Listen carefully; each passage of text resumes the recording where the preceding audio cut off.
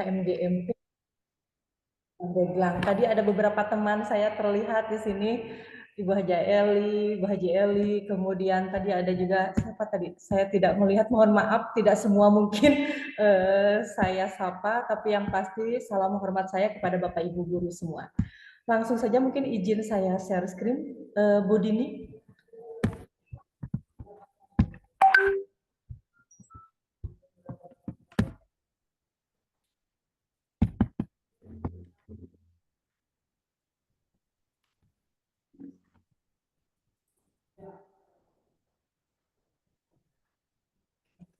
Sudah terlihat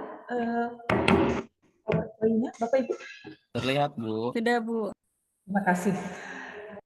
Oke, bismillahirrahmanirrahim. Bapak Ibu, seperti yang tadi disampaikan oleh Ibu Haji Ratu Maria Ulfa, kalau saya manggilnya Ibu Iya gitu ya, Ibu Iya. Beliau teman satu kelas saya, termasuk salah satu mahasiswa yang sangat berprestasi pada saat kami berkuliah di kampus dengan segala idenya, begitu ya. Ibu Haji Eli juga sama, walaupun tidak sekelas, kami sama-sama di biologi. Mengikuti berbagai macam aktivitas di kampus. Alhamdulillah kami semua sekarang menjadi pendidik dengan sesuai dengan bidang yang sudah kami geluti dahulu, biologi, Bapak Ibu. Nah, di biologi ini mungkin kalau dari undangan saya diminta oleh Ibu Haji Dini memberikan informasi atau sharing ya, tepatnya mungkin sharing, nanti kita juga lebih banyak akan diskusi sebaiknya Bapak Ibu ya. Jadi tidak terlalu lama pemaparan terkait dengan pembelajaran biologi SMA. Ya, Ibu menuliskannya di situ dengan pendekatan STEM ISD. Nah, ini saya beri tanda kurung pendekatan ini dan di highlight dengan warna font yang berbeda karena nanti ada beberapa hal yang mungkin ingin saya juga diskusikan terkait pandangan beberapa ahli, beberapa pakar, beberapa teman, kolega terkait dengan ini sendiri, Bapak Ibu. Oke, ini mungkin sudah dikupas dengan dalam oleh Bapak Ibu terkait Merdeka, dan kita semua juga sekarang ini menunggu sama-sama bagaimana keberlanjutan dari kurikulum Merdeka ini. Kalau saya secara pribadi memperoleh manfaat terkait dengan kurikulum Merdeka ini. Banyak hal yang kemudian diperbaiki dari apa yang sudah ada sebelumnya, kemudian juga banyak hal yang sudah baik sebelumnya, kemudian dilanjutkan melalui kurikulum Merdeka ini, dipertegas begitu, sebagai suatu hal yang memang perlu dikerjakan oleh kita semua sebagai pendidik, khususnya di biologi. Titik berat dari kurikulum Merdeka, kalau kita lihat, Bapak Ibu di sini juga sudah paham tentunya, pengembangan kompetensi dan karakter. Ini dua hal ini, kompetensi dan karakter ini yang kemudian jadi rujukan bagaimana kemudian nanti kita mengembangkan pembelajaran biologi dengan tadi yang ingin dicoba kita diskusikan hari ini, STEM, ISD, Bapak Ibu. Kalau yang lain-lain sepertinya Bapak Ibu bisa mencari lebih lanjut ya, bagaimana kemudian ini diturunkan menjadi struktur kurikulum, bagaimana kemudian proses pembelajaran dilakukan, dan bagaimana penilaian pembelajarannya. Tapi yang pasti tadi kurikulum Merdeka ini kita harapkan di awalnya itu memang bisa lebih fokus mengembangkan kompetensi dan karakter, Bapak Ibu. Nah, ada 3 poin di sini, Bapak Ibu, yang ingin coba kita sama-sama diskusikan. Pertama terkait pembelajaran biologi, kedua terkait ISD, dan ketiga terkait dengan STEM ISD. Pembelajaran biologi seperti kita tahu di kurikulum Merdeka ini ada di fase F ya Bapak Ibu ya, di kelas 11, di kelas 12 sebagai mata pelajaran utuh. Nah, sementara itu di kelas 10 kita menyimpannya, mengemasnya dalam mata pelajaran IPA. Walaupun materinya, nah itu materinya dominannya itu kalau kita lihat ya biologinya ada, gitu ya, kimia, fisika. Walaupun tidak terlalu proporsional kalau saya cermati. Bapak Ibu juga bisa mencermati, apalagi Bapak Ibu yang ada di lapangan merasakan dengan sangat mungkin ya bagaimana perubahan transformasi yang terjadi di dalam kurikulum pembelajaran biologi ini sendiri, kurikulum biologi ini sendiri. Oke, nanti kita lanjutkan. Kemudian yang kedua ISD, tadi sudah disinggung oleh Ibu pengawas bahwa ISD ini sebenarnya merupakan tindak lanjut dari munculnya SDGs yang sebelumnya sudah ada begitu, yang memang ditetapkan oleh Perserikatan Bangsa-Bangsa, ya. Kalau dulu kita mengenalnya PBB atau UN begitu, dan ini menjadi salah satu framework yang kemudian dirujuk oleh hampir banyak negara di dunia yang memang masuk di dalam keanggotaan PBB, termasuk Indonesia, Ibu Bapak. Nah, nanti kita lihat seperti apa sebenarnya ISD ini. Kemudian yang ketiga itu poin yang memang kita ingin sama-sama diskusikan, STEM ISD. Saya menuliskannya STEM ISD, STEM Street atau DAS ISD. Perlu kita samakan dulu persepsinya di sini Bapak Ibu. Jadi STEM ISD bukan berarti STEM ditambah ISD, tapi ini sebagai satu integrasi STEM ISD. Jadi satu kesatuan Ibu Bapak, STEM ISD di sini. Makanya ini dalam satu frase saya menuliskannya di judul itu. Baik, Ibu Bapak, izinkan saya lanjut dulu terlebih dahulu. Tadi di awal pembelajaran kurikulum merdeka seperti itu karakternya, kemudian lebih detailnya lagi memang melalui kurikulum merdeka kita di lapangan Bapak Ibu ini bisa lebih fleksibel membuat merancang desain pembelajaran yang diharapkan Bapak Ibu. Nanti desain pembelajaran itu harapannya sebenarnya target dari kurikulum itu bisa disesuaikan oleh Bapak Ibu, disesuaikan dengan kebutuhan Bapak Ibu, disesuaikan dengan kebutuhan siswa-siswinya, disesuaikan dengan lokasi ataupun daerahnya. Bagaimana dengan materi? Materinya itu dibuat lebih menarik dan lebih relevan. Kalau kata anak sekarang lebih relate begitu ya, lebih berhubungan dengan kehidupan sehari-harinya mereka gitu. Nah, adapun proses pembelajarannya diharapkan memang lebih fokus begitu Bapak Ibu, eksplorasi, penemuan, keterlibatan aktif siswa. Bu Rini dulu juga seperti itu sama. Itu Bapak Ibu di kurikulum 2013, kemudian di kurikulum sebelumnya KTSP begitu ya, ataupun dulu waktu saya masih SD, apa dulu ya waktu dulu itu apa ya kok jadi saya lupa. CBSA ya, CBSA bukan? Betul benar. Terima kasih. CBSA itu sama.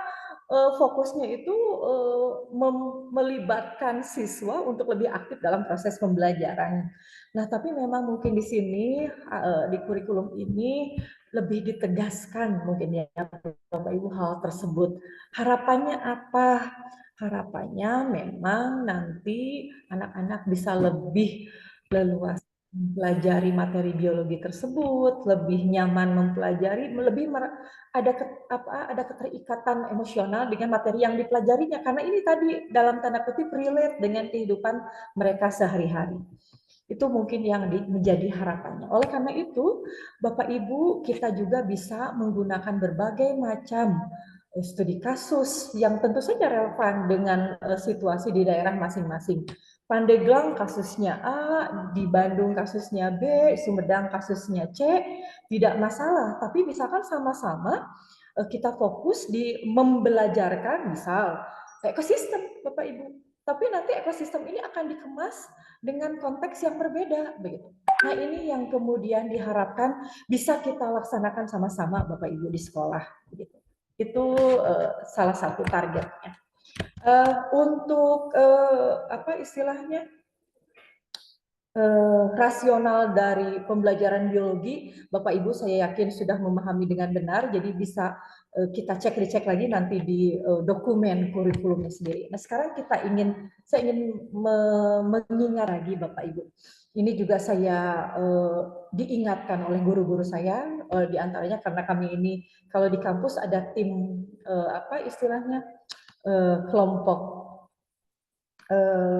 dosen tertentu yang memang mengkaji materi tertentu. Di kami itu ada Prof. Ari, saya, kemudian Prof. Riyandi, yang memang mengembangkan atau fokus risetnya di ISD, baik itu di IPA ataupun di biologi. Bapak Ibu, biologi itu adalah bagian dari IPA, itu keniscayaan, tidak bisa kita pungkiri. Nah, biologi itu harus seperti apa dibelajarkan, tentu saja akan selaras dengan seperti apa tuntutan IPA itu dibelajarkan. Kalau kita lihat kerangka yang ada dari National Research Council (NRC), itu ada 3 hal yang harus muncul begitu ya dalam pembelajaran IPA, termasuk tentu saja biologi di dalamnya itu IPA. Yang pertama itu core ideas, konsep kunci. Sebenarnya kalau ini konsep kunci ini di dalam kurikulum Merdeka ini juga menjadi salah satu hal yang harus diperhatikan Bapak Ibu. Kebetulan tahun lalu saya dipercaya oleh pusat kurikulum tergabung dalam tim penulis. Waktu itu saya ada 2 kegiatan. Yang pertama menyiapkan buku, bukan untuk kurikulum Merdeka waktu itu Bapak Ibu, tapi untuk yang prototipe kurikulum. Nah saat itu karena ada COVID, kemudian kita ada peralihan dari COVID ke new normal. Di situ pemerintah melalui pusat kurikulum mencoba mempersiapkan bahan ajar. Nah, saat itu kami semua diharapkan bisa memunculkan materi esensial saja yang kemudian menjadi fokus kajian di dalam setiap mata pelajaran, tidak hanya biologi, Bapak Ibu, termasuk yang lainnya. Salah satunya itu. Kemudian aktivitas benar-benar berfokus pada siswa. Jadi konsep itu dipelajari, diawali dengan fenomena yang bisa dikenali oleh siswa. Itu arahan di awal sekali. Kemudian karena kemudian kurikulum sudah terbentuk, kurikulum Merdeka, jadi 2 kali kerja saat itu karena yang buku pertama itu hanya sebentar dimunculkan, saya pikir juga mungkin tidak sempat diedarkan ke semua wilayah, jadi memang terbatas. Kami waktu itu diminta untuk membuat buku saduran dari Singapura waktu itu, dan kemudian disadur disesuaikan dengan konteks Indonesia.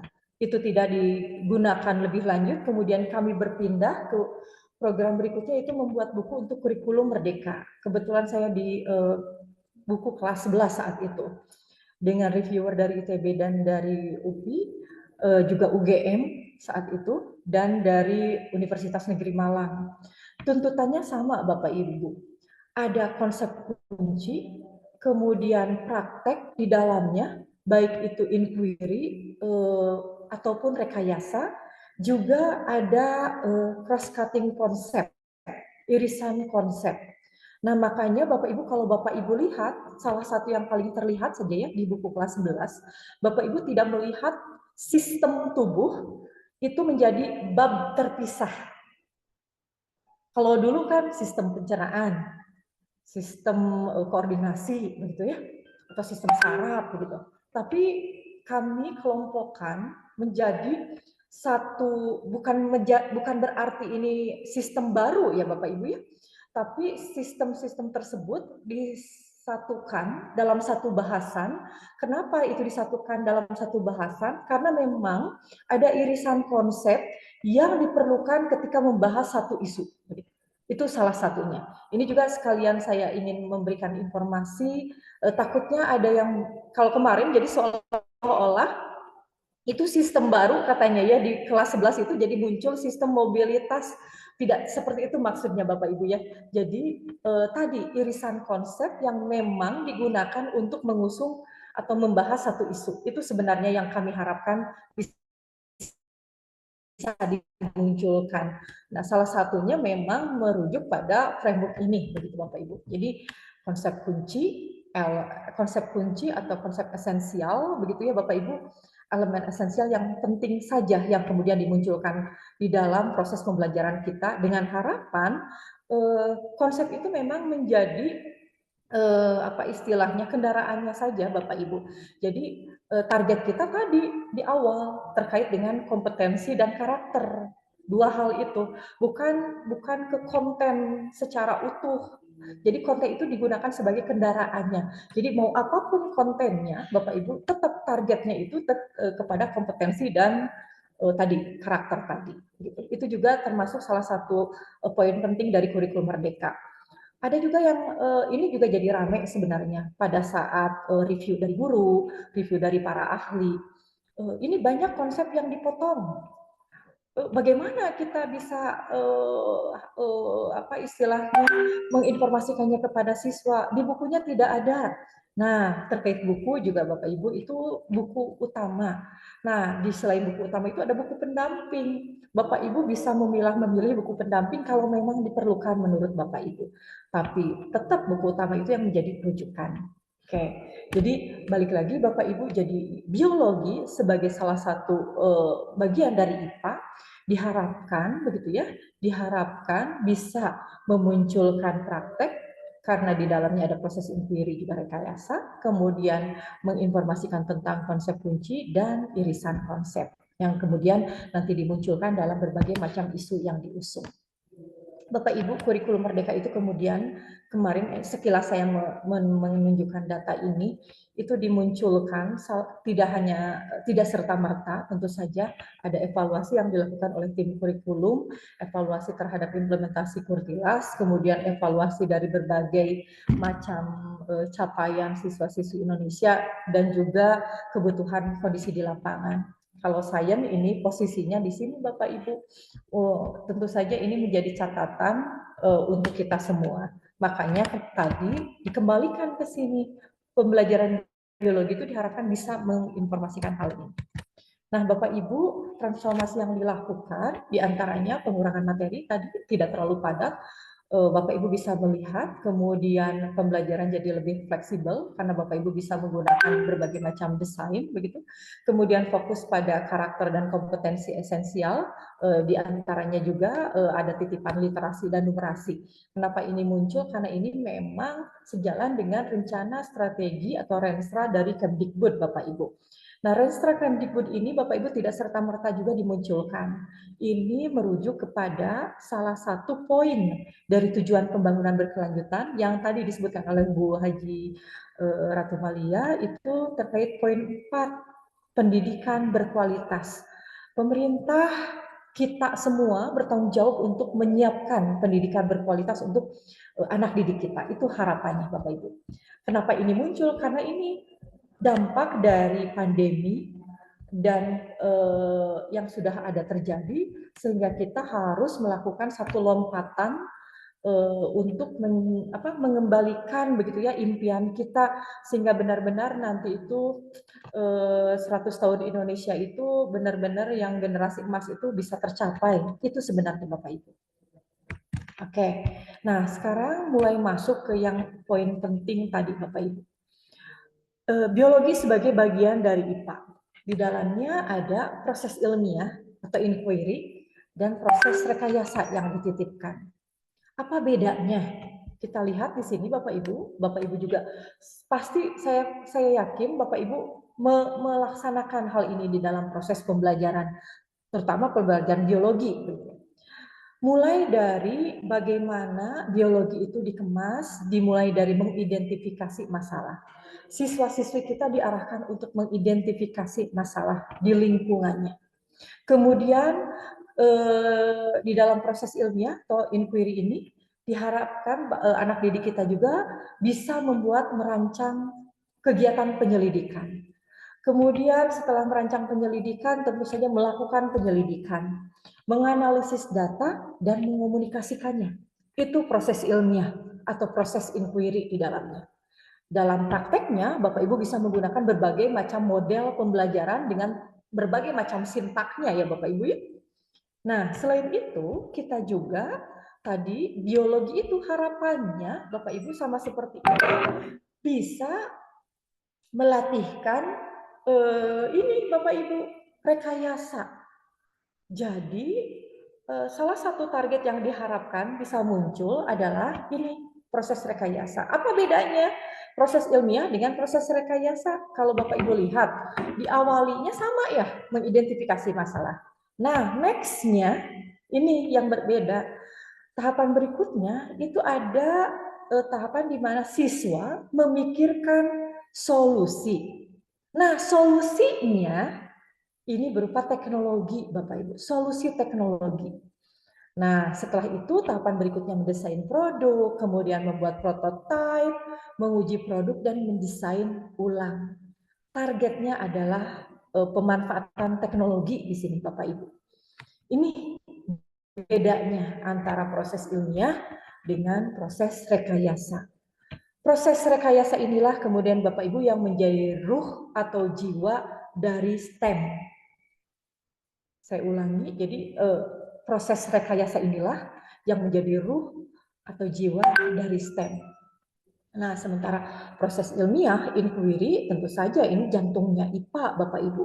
Jantungnya biologi juga. Tidak bisa kita melewatkan ini ketika kita membelajarkan biologi.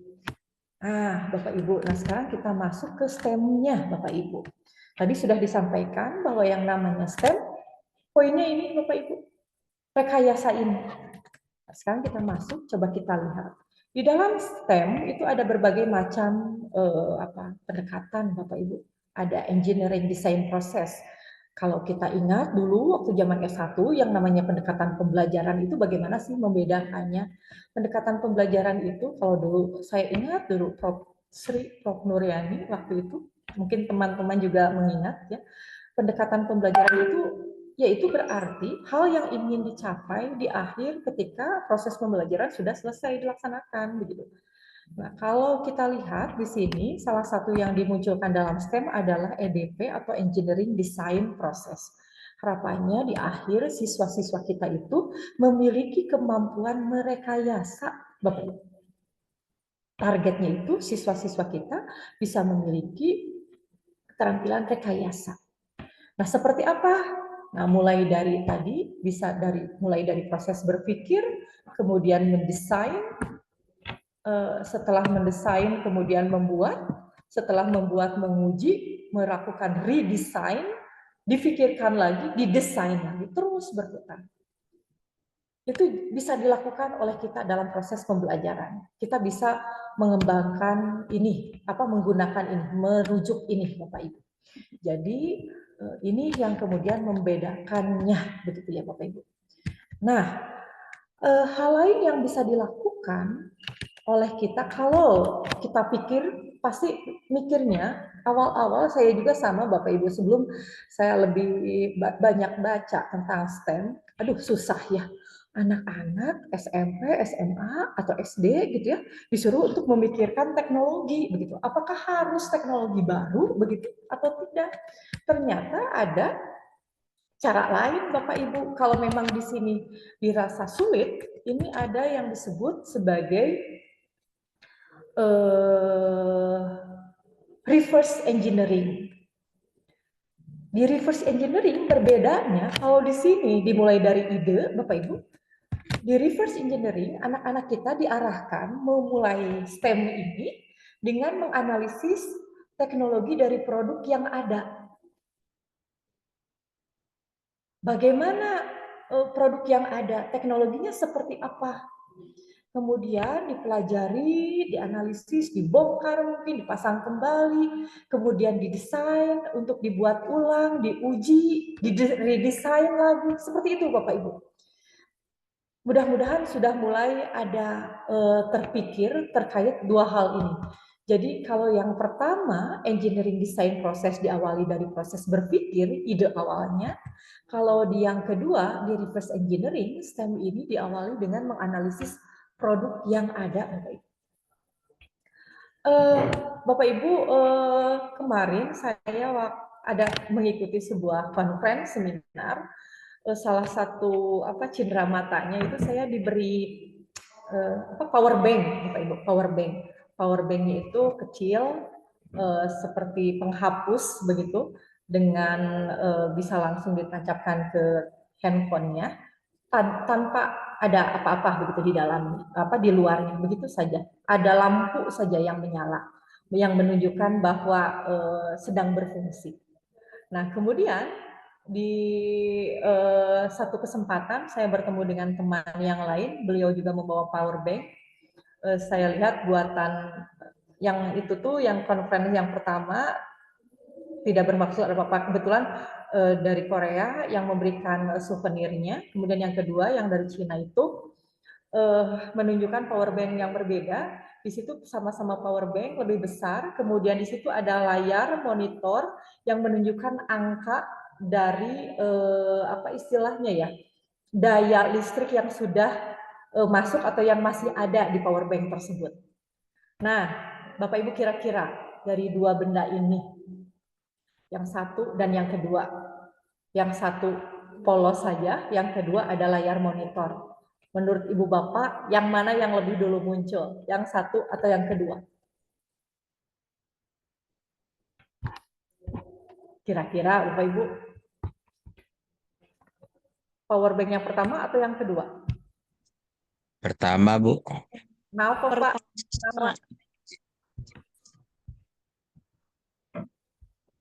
Kenapa kira-kira Pak yang pertama atau Ibu? Yang pembuat pertama itu belum punya ide untuk memunculkan layar monitor yang tadi tampilannya kapasitas yang sudah terpakai ataupun yang tersisa di power bank tersebut. Nah, untuk yang kedua, mungkin setelah tadi ya dibongkar, kemudian didesain ulang, dipikirkan kembali, jadilah power bank yang kedua. Mungkin begitu, Bu. Bu, itu logikanya kan memang seperti itu ya Bu ya.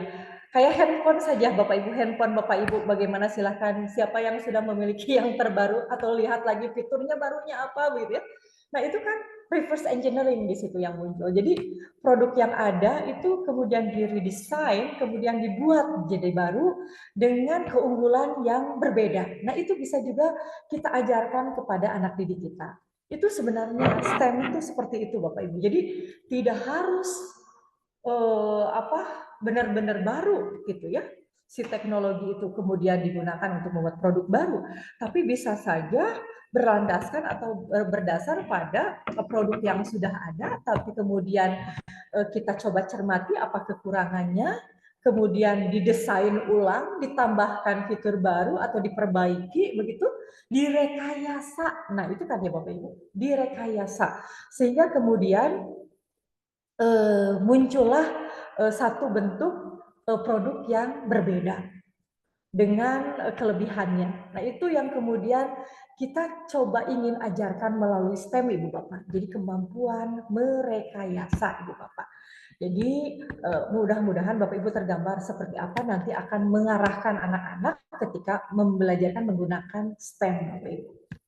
Nah, berikutnya Bapak Ibu, kalau tadi proses inquiry banyaknya itu misalkan dipraktekkannya itu menggunakan berbagai macam model pembelajaran, diantaranya problem based learning begitu ya Bapak Ibu ya, atau project based learning misalkan. Apapun itu begitu ya, silahkan bisa jadi pilihan Bapak Ibu. Tapi kalau kita lihat ini sama-sama tadi untuk inquiry dan proses rekayasa diawali dari permasalahan. Nah, bedanya apa? Kalau inquiry, permasalahan itu muncul, dicari karena rasa ingin tahu saja umumnya, dominannya. Tapi beda dengan yang kalau di STEM atau pelajaran berbasis masalah, Bapak Ibu, permasalahan yang dimunculkan itu harus dipecahkan. Nah, ini yang kemudian karakter pembedanya lagi. Kalau solusi yang harus dicari untuk memecahkan masalah tadi menggunakan teknologi, melibatkan teknologi, maka STEM yang jadi pilihan Bapak Ibu. Tapi kalau tanpa teknologi, Bapak Ibu bisa saja memilih PBL, misalkan problem based learning atau pembelajaran berbasis masalah.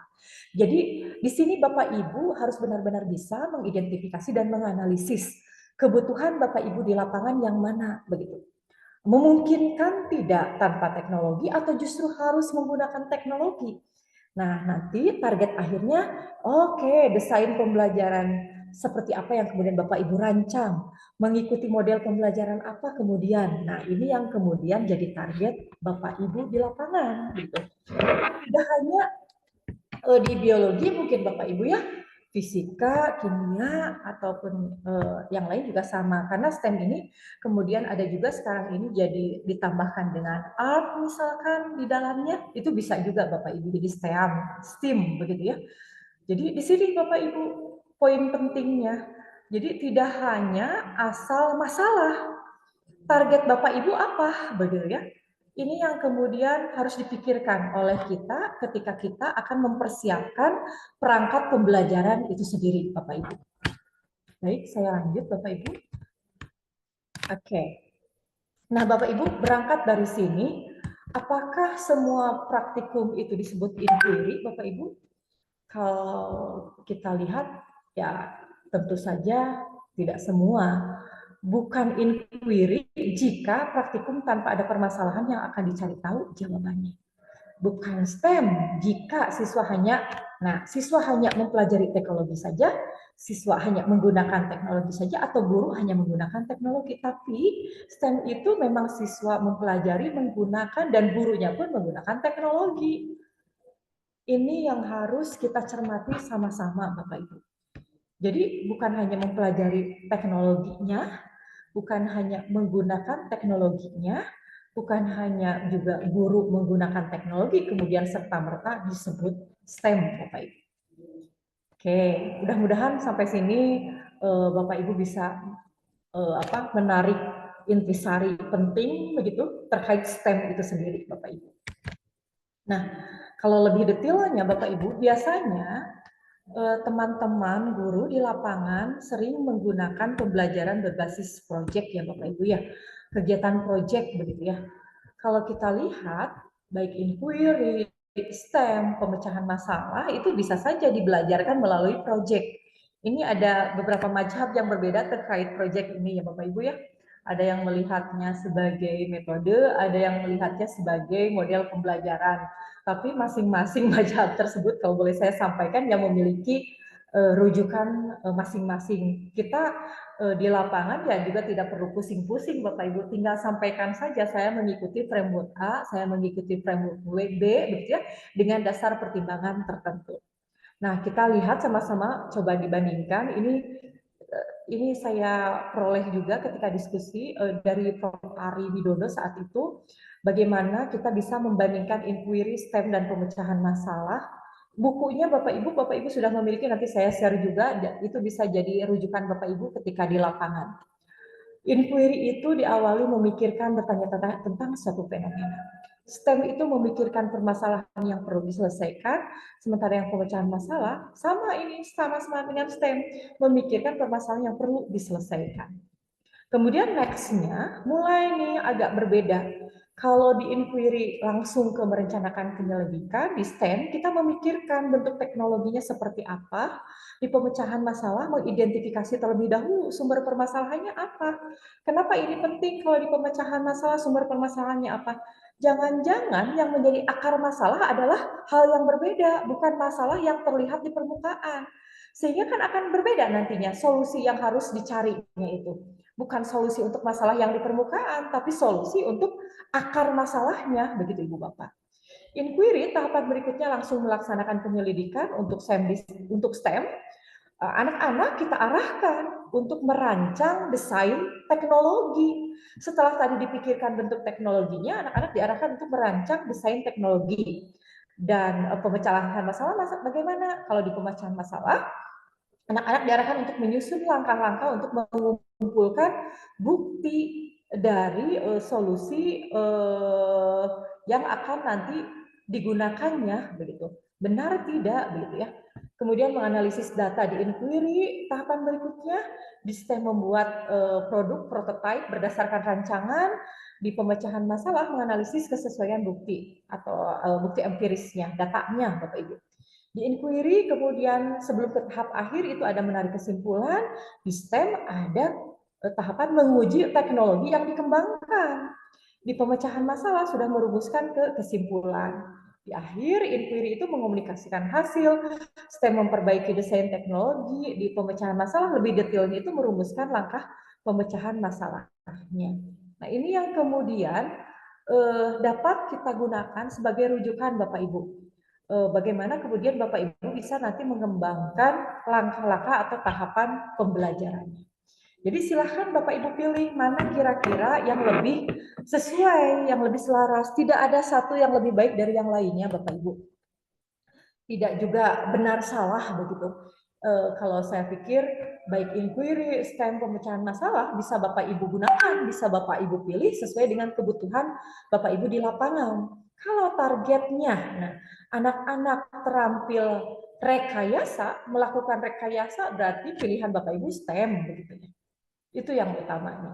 Tapi kalau misalkan yang utamanya terkait dengan keterampilan mengidentifikasi masalah dan menyelesaikannya, tentu saja yang PBL yang Bapak Ibu pilih, Bapak Ibu. Itu saran saya. Nah, poin yang perlu kita cermati lagi yaitu ESD Bapak Ibu. Tapi sebelum ke ESD, saya ingin munculkan dulu tujuan pembangunan berkelanjutan atau Sustainable Development Goals Bapak Ibu.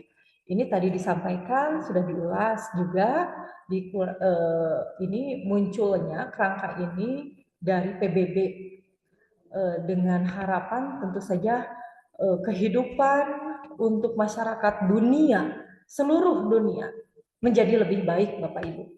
Bapak Ibu bisa mengakses berbagai macam informasi tentang SDGs ini, bisa di sdgsun.org atau di Indonesia juga ada melalui sdgsbapenas.go.id. Nah, di sini Bapak Ibu ada 17 tadi seperti disampaikan oleh Ibu Haji Ratu, ada 17 tujuan pembangunan berkelanjutan, mulai dari nomor 1, tidak adanya kemiskinan. Berikutnya, tidak adanya kelaparan. Terus kemudian yang nomor 3, terkondisinya kesehatan yang baik, kemudian kehidupan yang sejahtera, kualitas pendidikan yang bagus, kemudian ada kesetaraan gender, kemudian juga bisa diaksesnya air bersih dan sanitasi untuk seluruh masyarakat dunia. Kemudian ada juga terkait energi bersih dan terbarukan yang seharusnya bisa lebih banyak digunakan di dalam kehidupannya. Kemudian sampai ke yang nomor 17 itu terkait dengan kemitraan untuk sama-sama mencapai tujuan yang sudah ditetapkan Bapak Ibu. Nah, Bapak Ibu yang perlu kita cermati, kenapa kemudian ini harus jadi perhatian kita juga di dalam pendidikan. Untuk mencapai tujuan pembangunan berkelanjutan ini, Bapak Ibu, semua negara tidak bisa hanya dilakukan oleh pemerintah saja. Tidak bisa oleh pemerintah pusat saja, tidak bisa oleh pemerintah daerah saja, atau oleh masyarakat saja. Harus ada koordinasi dari semua lapisan masyarakat, termasuk kita Bapak Ibu akademisi. Tugas akademisi ini lebih berat kalau menurut saya. Kenapa? Karena yang dititipkan adalah kompetensi, keterampilan, kapasitas berpikir dari masyarakat, mulai dari usia dini sampai usia dewasa. Melalui apa? Melalui proses pendidikan. Makanya Bapak Ibu muncullah ISD ini, Education for Sustainable Development, pendidikan untuk pembangunan berkelanjutan. Harapannya apa ISD ini muncul? Memperkuat masyarakat, manusia-manusia dengan pengetahuan, dengan nilai, sikap, dan perilaku yang dibutuhkan untuk bisa hidup dengan baik di dalam lingkungan, masyarakat, dan kehidupan ekonomi yang lebih baik. Ini harapannya, targetnya ini Bapak Ibu. Jadi yang dititipkan kepada kita melalui ISD ini, kita harapannya itu bisa menstimulus, membekali anak-anak kita dengan pengetahuan, dengan value, attitude, dan behavior Bapak Ibu. Titipannya ada 3 dimensi. Dimensi lingkungan, ekonomi, dan masyarakat. yang secara terintegrasi bisa dibelajarkan. Apakah harus melalui IPA saja, melalui biologi saja? Tidak, Bapak Ibu. Ini menjadi tanggung jawab semua mata pelajaran dan semua level pendidikan. Tapi tentu saja dengan kapasitas yang berbeda. Di perguruan tinggi bagaimana, di SMA bagaimana, di SMP bagaimana, di SD sampai di level taman kanak-kanak atau pendidikan untuk usia dini bagaimana gitu. Harapannya apa? Harapannya masyarakat bisa lebih pintar, bisa lebih bertanggung jawab, Bapak Ibu, dalam mengambil keputusan di dalam kehidupannya sehingga masa depan itu lebih baik untuk semua. Itu Bapak Ibu, target kita ini. Jadi cukup, kalau menurut saya justru berat di sini, di kita sebagai akademisi. Ini yang kemudian ingin kita coba integrasikan di dalam setiap mata pelajaran, di dalam setiap level pendidikan. Makanya di kurikulum Merdeka itu secara eksplisit disebutkan pembangunan berkelanjutan, nilai-nilai keberlanjutan atau sustainability itu menjadi salah satu target capaian juga yang dititipkan. Oke, Bapak Ibu. Nah, secara spesifik memang goal nomor 4 yang terkait dengan pendidikan, Bapak Ibu. Tapi kalau ISD ini lebih luas, Bapak Ibu ya. Tidak hanya dititipkan tujuan nomor 4, tapi semua goal tadi, 17 tujuan tadi, Bapak Ibu. 17 tujuan tadi yang dititipkan begitu. Nah, kalau kita lihat yang nomor 4, Bapak Ibu, di tahun 2030 ini target nomor 4 ini sebentar lagi ya, Bu, Bapak 2030, berapa tahun lagi ini? Kita ini sudah 2024, sudah mau habis gitu ya, sekitar 5 tahun ke depan. Ini memastikan anak didik kita, para pelajar, ini memperoleh pengetahuan, keterampilan yang diperlukan. Untuk apa? Untuk meningkatkan kehidupan secara berkelanjutan. Intinya itu Bapak Ibu. Intinya itu, meningkatkan kehidupan yang berkelanjutan. Makanya kemudian ada yang disebut, maaf sebelum ke sini, harusnya ke sini dulu. Ada yang disebut sebagai 8 kompetensi kunci keberlanjutan. Bapak Ibu bisa peroleh berbagai macam dokumen dari UNESCO ini, bisa Bapak Ibu unduh begitu ya. Kalau menurut saya ini sangat penting juga jika Bapak Ibu memang ingin mempraktekkan ISD ini. Contohnya ini yang Education for Sustainable Development Goals, Learning Objective. Di sini Bapak Ibu bisa membaca bahwa ternyata ada 8 kompetensi kunci keberlanjutan yang dititipkan jika Bapak Ibu akan mempraktekkan ISD di dalamnya. 8 kompetensi kunci keberlanjutan ini dibagi ke dalam 3 wilayah begitu. Ada yang ways of practicing, ways of being, dan ways of thinking. Nah, ways of thinking itu di dalamnya itu ada kompetensi berpikir system thinking. Mungkin Bapak Ibu juga sudah tahu, beberapa teman juga mungkin menjadikan ini sebagai fokus risetnya waktu di S1 dan S2. Kemudian ada yang kedua kompetensi berpikir anticipatory thinking. Kemudian kompetensi berpikir kritis. Ini ada dalam satu kelompok, ways of thinking. Yang kedua, ways of being. Bagaimana kemudian anak didik kita itu menjadi manusia yang seperti apa begitu Bapak Ibu ya. Kompetensi yang dititipkan ini adalah self awareness competencies dan normative competencies. Sementara yang ketiga, kelompok yang ketiga itu ways of practicing.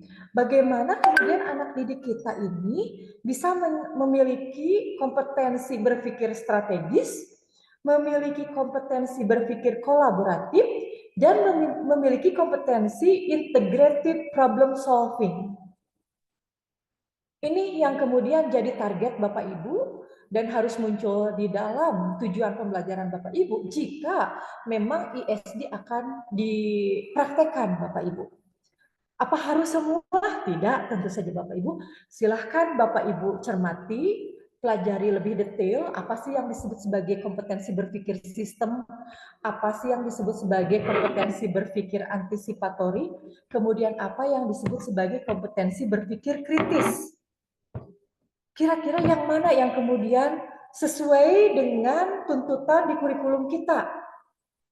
Saya usulkan, saya sarankan Bapak Ibu memilih kompetensi yang memang ada irisannya, misalkan ya, dengan target di dalam kurikulum kita. Contoh, di dalam kurikulum Merdeka, kita sama-sama tahu ada tentang critical thinking misalkan. Nah, itu bisa jadi Bapak Ibu pilih misalkan. Tapi bisa saja juga Bapak Ibu memilih kompetensi yang lain yang berdasarkan analisis Bapak Ibu itu akan mendukung pencapaian dari kompetensi yang diharapkan di dalam kurikulum Merdeka. Karena mau tidak mau Bapak Ibu tetap proses pembelajaran kan yang jadi rujukannya adalah kurikulum. Karena kita di Indonesia dan kurikulum yang berlaku di kita adalah kurikulum Merdeka, tentu saja kurikulum Merdeka lah yang kemudian jadi rujukan kita, Bapak Ibu. Nah, demikian juga kalau misalkan Bapak Ibu menginginkan kompetensi self awareness, seperti apa, bagaimana, begitu ya. Ini akan disandingkan misalkan dengan atau diintegrasikan dengan kompetensi yang mana. Ini yang kemudian harus Bapak Ibu cermati juga. Jadi sangat penting untuk Bapak Ibu membaca lebih dalam terkait deskripsi, juga nanti Bapak Ibu akan bisa mengidentifikasi indikator-indikator apa saja yang kemudian ada di dalam setiap kompetensi ini. Tapi tadi tidak harus semua Bapak Ibu, salah satu bisa Bapak Ibu pilih tergantung kepentingannya. Kemudian nanti di buku ini Bapak Ibu bisa melihat indikator-indikator yang dimaksud dari setiap kompetensi. Kemudian juga di sini di buku ini ada disarankan bagaimana aktivitasnya, bagaimana tujuan tersebut dirumuskan. Jadi ini Bapak Ibu yang kemudian harus dipastikan oleh Bapak Ibu dipahami. Kembali lagi ke yang tadi. Nah ini jadi ISD ada pengetahuan, value, attitude, dan behavior. Kemudian tadi 8 kompetensi kunci itu yang kemudian juga dititipkan Bapak Ibu. Nah, berikutnya ini yang sudah kita kenal lebih lama itu PLH ya, pendidikan lingkungan hidup. Apa sama atau berbeda dengan ISD? Kalau berdasarkan penjelasan tadi, sepertinya sudah Bapak Ibu, harapan saya sudah Bapak Ibu bisa tangkap bahwa ada perbedaan antara PLH dengan ISD. PLH targetnya itu anak-anak itu lebih sadar terhadap lingkungannya. Dia bisa menjaga lingkungan hidupnya. Sementara ISD targetnya itu gaya hidup berkelanjutan. Yang di dalamnya ada 3 dimensi, lingkungan, ekonomi, dan sosial budaya yang menjadi targetnya Bapak Ibu. Ini bedanya. Kemudian yang kedua, yang komponen kedua, kalau PLH itu sudah jelas satu bidang ilmu, sementara ISD ini bisa dipraktekkan, dilaksanakan, melibatkan berbagai disiplin ilmu. Kemudian yang terakhir, PLH, walaupun memang bukan dominannya penguasaan materi, tapi materi itu menjadi target juga dari PLH, begitu. ISD itu aksi Bapak Ibu yang pentingnya. Saya ulangi, jadi ISD itu aksi yang pentingnya. Jadi ini adalah beberapa karakter yang harus muncul di dalam proses pembelajaran. Tentu saja itu juga yang harus muncul di dalam kerangka rancangan pembelajaran kita kalau kita ingin melaksanakan ISD tersebut. Nah, karena tadi di awal kalau kita lihat, nah di sini baik inquiry, STEM pemecahan masalah atau STEM dan pemecahan masalah itu diawali dengan masalah. Nah, awal sekali yang kemudian harus kita lakukan di sini Bapak Ibu, memikirkan permasalahan seperti apa yang bisa diangkat melalui proses pembelajaran biologi. Nah, sepertinya akan banyak ya Bapak Ibu ya. Tapi ternyata kalau dari hasil riset, kebetulan ada beberapa mahasiswa bimbingan yang memang mengerjakan riset-riset terkait STEM ISD, ini cukup susah juga Bapak Ibu. Ketika anak-anak kami, mahasiswa kami, baik S1, S2, ataupun S3, ditantang untuk memunculkan permasalahannya saja dulu. Kira-kira permasalahan apa yang bisa diangkat begitu. Nah, ini juga yang ingin saya tanyakan. Boleh kalau sekarang Bapak Ibu tolong tuliskan di kolom chat kira-kira permasalahan apa yang bisa diangkat coba Bapak Ibu. Untuk kemudian nanti kita coba kembangkan di dalam proses pembelajaran STEM ISD ini. Ayo silakan Bapak Ibu coba. Climate change. Ada lagi yang lain. Ingat tadi karakteristiknya ya Bapak Ibu ya. Permasalahan yang dimunculkan itu harapannya bisa diatasi dengan apa tadi? Ada keterlibatan teknologi. Oke, pencemaran lingkungan. Apalagi Bapak Ibu, coba dipikirkan. Karena Bapak Ibu harus juga memikirkan teknologinya, tidak bisa diserahkan serta-merta anak-anak. Kita harus memberikan panduan begitu Bapak Ibu terkait teknologinya. Taruhlah misalkan, oke di sini ada lack of energy katanya. Harus sudah mulai terpikir kira-kira akan diarahkan ke teknologi apa begitu. Climate change mau diarahkan ke energi apa? Pencemaran lingkungan juga sama. Nah, ini yang harus dipikirkan oleh Bapak Ibu. Ada lagi yang lain Bapak Ibu? Coba dituliskan. Di sini ada berapa orang? Oh, ada 90-an. Coba, ini baru 3 orang, 4 orang. Sampah plastik. Terus apa lagi? Coba kita lihat sama-sama Bapak Ibu. Ide Bapak Ibu. Nanti jangan-jangan kita sendiri susah mengidentifikasi masalahnya, begitu ya. Gimana kita mau mengarahkan siswa-siswi kita, begitu. Silahkan, oke, energi terbarukan. Udah 2 yang sama terkait energi. Yang lain. Ingat masalahnya Bapak Ibu yang relate sampah elektronik, uji makanan berpengawet. Oke, ada lagi? Ini belum 10% dari 95 ini. Ayo Bapak Ibu ada di sini Pak peserta hadir sampah medis. Bapak ingat di Pandeglang Bapak Ibu. Apa yang jadi masalah di Pandeglang Bapak Ibu? Kalau di Pandeglang ada masalah yang bisa kita angkat di pembelajaran biologi, tidak Bapak Ibu? Kira-kira apa yang terpikirkan? Ingat Bapak Ibu, karena Bapak Ibu ceritanya akan ke STEM ISD, maka harus dipikirkan juga 3 dimensi tadi, lingkungan, sosial, ekonomi. Baik dalam permasalahan ataupun solusi yang nanti kemudian ditawarkan. Banjir. Pandeglang banjir Pak, Bu? Ada di beberapa tempat. Di beberapa tempat ya, oke. Ada yang lebih spesifik tidak Bapak Ibu? Ini masih umum-umum semua masalahnya ini. Coba. Susah nanti anak-anaknya kalau secara terlalu umum mencari menggunakan teknologi untuk mengatasi perubahan iklim itu gimana itu? Coba. Lebih spesifik Bapak Ibu. Lebih detail begitu. Pengelolaan sampah anorganik. Nah, ini lebih detail. Jadi targetnya sudah lebih jelas. Krisis pangan, efek pembakaran batu bara. Waduh, targetnya besar ya. Sama pemerintah juga susah kayaknya itu juga. Itu mah. Perubahan suhu yang drastis. Oke, nanti kita lihat memungkinkan tidak. Nah, stunting. Ini jadi rame juga kemarin ada peneliti dari BRIN yang sudah berhasil membuat snack khusus untuk mengatasi atau menghindari stunting. Bukan mengatasi, menghindari stunting. Jadi diberikan sebelum stunting terjadi, begitu ya. Pengawetan hasil laut, oke. Nah, Ibu Bapak hati-hati ya, merumuskan masalah.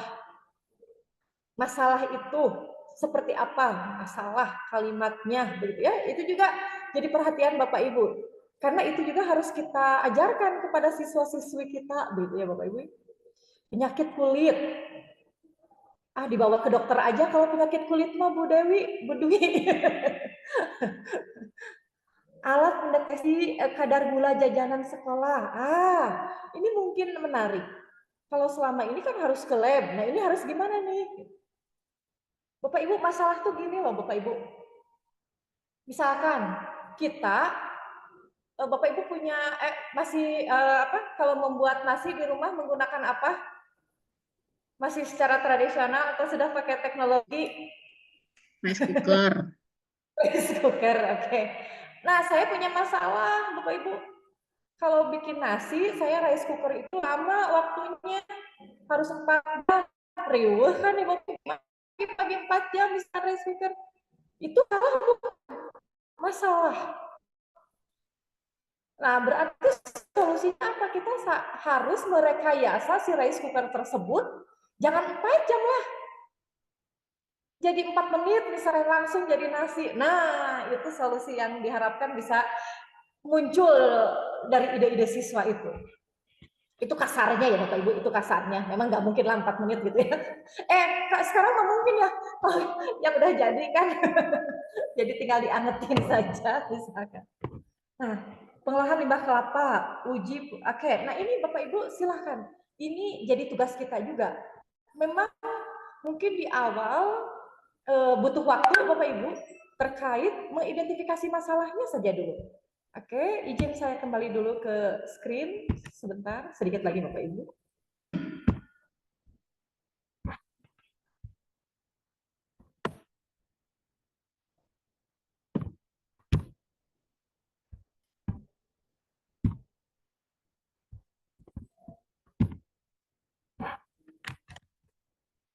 Nah, ini jadi Bapak Ibu, jadi analisis dulu sebenarnya Bapak Ibu, kurikulum biologi tentu saja tentukan materi biologi, kemudian nanti ini secara global secara umumnya ya.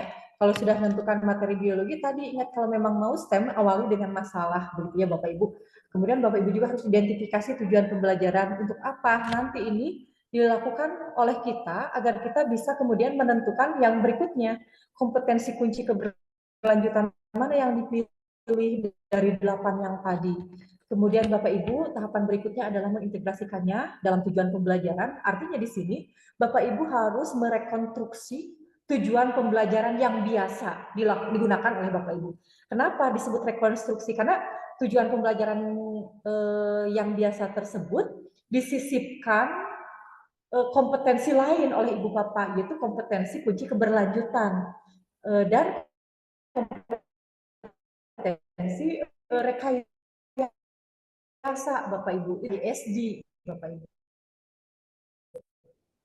Nanti Bapak Ibu bisa identifikasi tahapan step ISD, kemudian bagaimana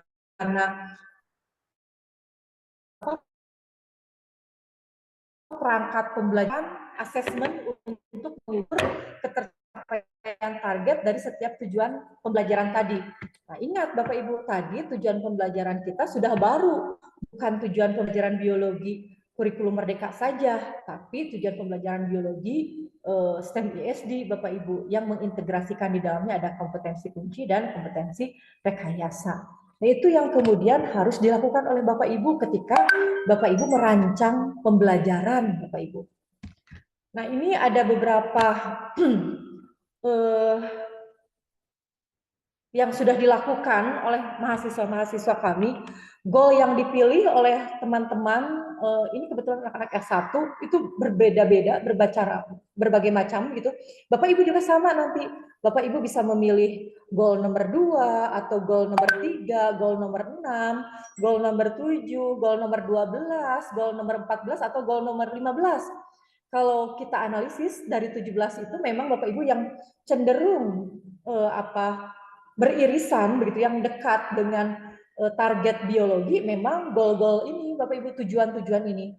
Untuk yang zero hunger misalkan, nah Bapak Ibu zero hunger, nanti Bapak Ibu bisa membaca lebih detail begitu ya, tadi di buku yang tadi, yang namanya goal nomor 2 ini, apa saja sih indikatornya, targetnya, tahap-tahapannya. Ini kebetulan mahasiswanya bernama Cecilia, saat itu dia mengajukan proyeknya berupa aplikasi light emitting diodes. Oke, ini Bu, Bapak Ibu, lampu begitu ya. Untuk apa? Sisil itu waktu itu ingin memperlambat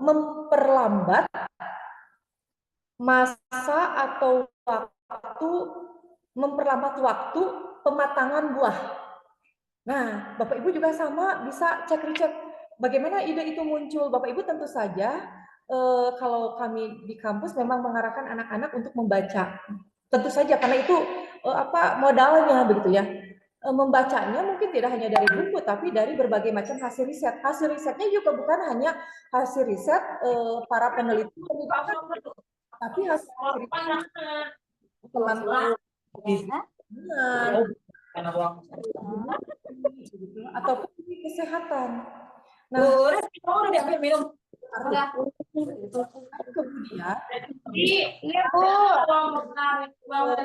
Bu Dwi mana? Awas ya. Awas.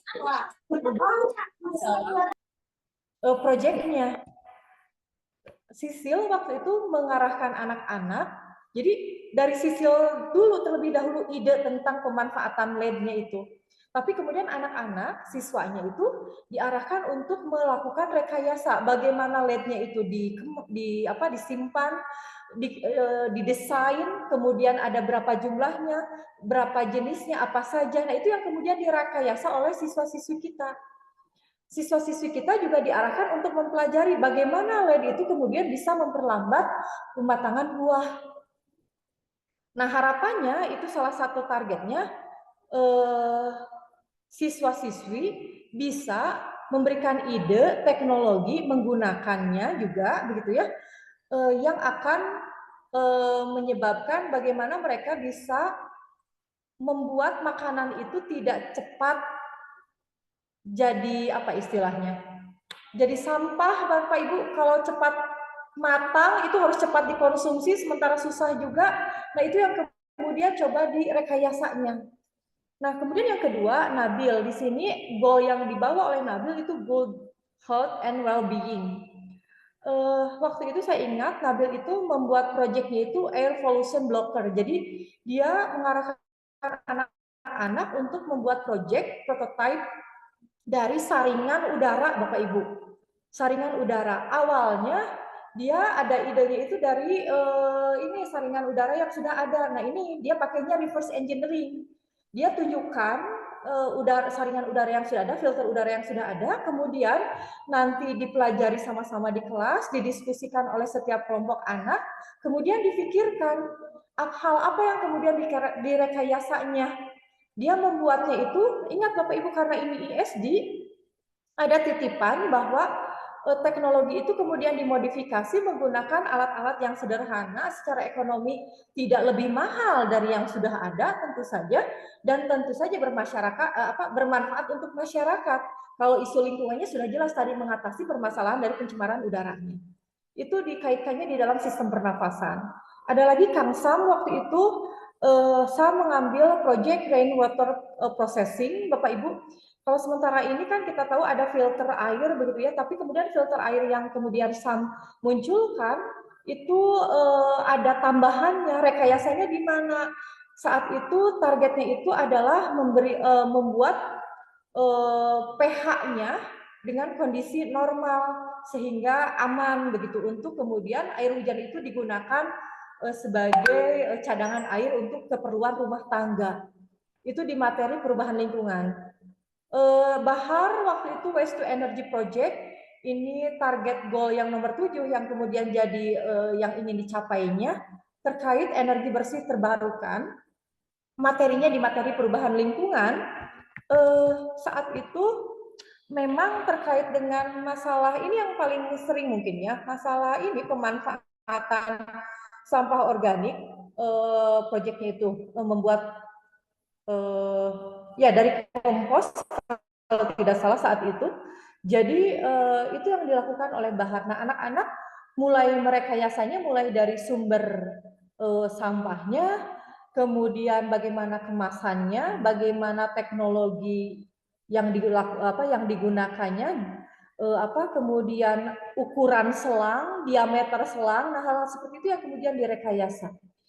Fahran itu biodegradable food packaging, masalahnya itu terkait perubahan lingkungan, diawali dengan kecemasan saat itu Fahran mengangkat masalah ini. Sekarang ini sudah banyak sekali lagi happening gitu ya. Bapak Ibu istilahnya ini teh pembelian barang secara online yang kemudian dipaket begitu ya menggunakan bubble wrap. sementara itu kan jadi sampah juga begitu ya. Ini dia mencoba membuat produk yang bisa mengatasi masalah itu. Kemudian Aini saat itu proyeknya dinamakan oleh Aini itu Grey Water Recycle. Proyeknya itu dilakukan di sekolah, jamban sekolah yang kemudian digunakan oleh siswa dan guru, terutama dari pemanfaatan air wudhu, kalau tidak salah saat itu ingin digunakan ulang oleh Aini dan dimanfaatkan untuk kepentingan lain di sekolah itu juga begitu. Jadi bagaimana dia mengemas atau membuat waktu itu ya proyeknya itu filter juga Bapak Ibu, filter tapi berbeda dengan filter air biasanya saat itu. Kemudian Rossi itu fitoremediasi, mungkin ini lebih dikenal oleh Bapak Ibu. Fitoremediasi ini digunakan sebagai proyek utama yang kemudian rekayasa yang dilakukan oleh siswa-siswi mulai dari pemilihan tanaman yang memang lebih banyak ada di lapangan, di lingkungannya, kemudian dikenali oleh masyarakat, dan memang dibuat fitoremediasinya itu tidak sekedar hanya menanam tanaman saja, tapi ada tingkatan atau levelingnya lingkungan. Contoh lain Bapak Ibu, ini yang tahun berikutnya dari teman-teman masih S1 ini, yang S2 S3 tidak saya munculkan. Yang ini goal nomor 2 itu masih zero hunger, tapi kemudian proyeknya itu perangkat aliran irigasi otomatis. Jadi zero hunger itu Bapak Ibu jangan pikirkan hanya mengatasi laparnya saja. Jadi ada komponen-komponennya gitu ya. Ada di sisi produksi begitu ya, ataupun yang lainnya gitu. Jadi ini aliran irigasi yang kemudian bisa diharapkan bisa lebih efektif mengatasi permasalahan waktu itu, bukan pertanian Ibu yang kemudian di sekolah. Kemudian ada Ailsa, Lulu, dan Siva, ini sama-sama tentang clean water and sanitation, tapi beda-beda proyeknya Bapak Ibu, ada yang laundry wastewater, ada yang self-cleaning water filter, ada yang bathroom sink water filter.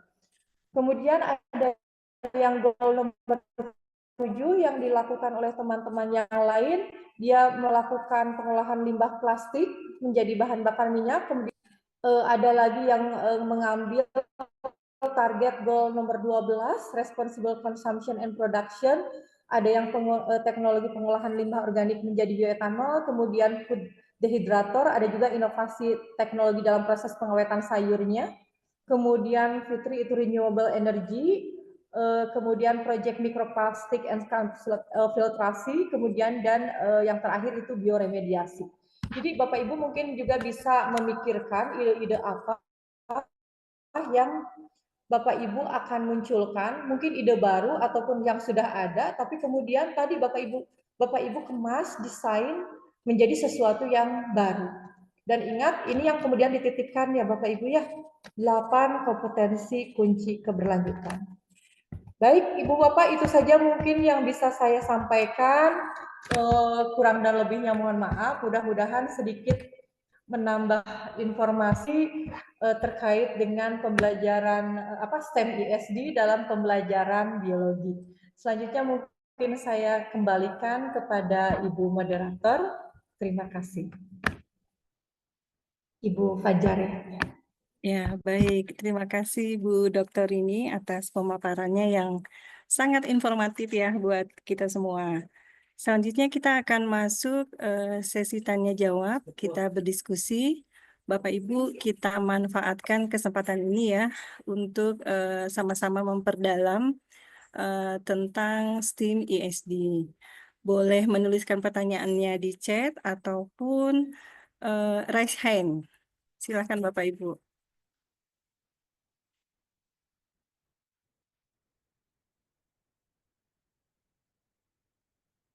Belum terlihat, ada yang raise hand atau menuliskan pertanyaannya di chat.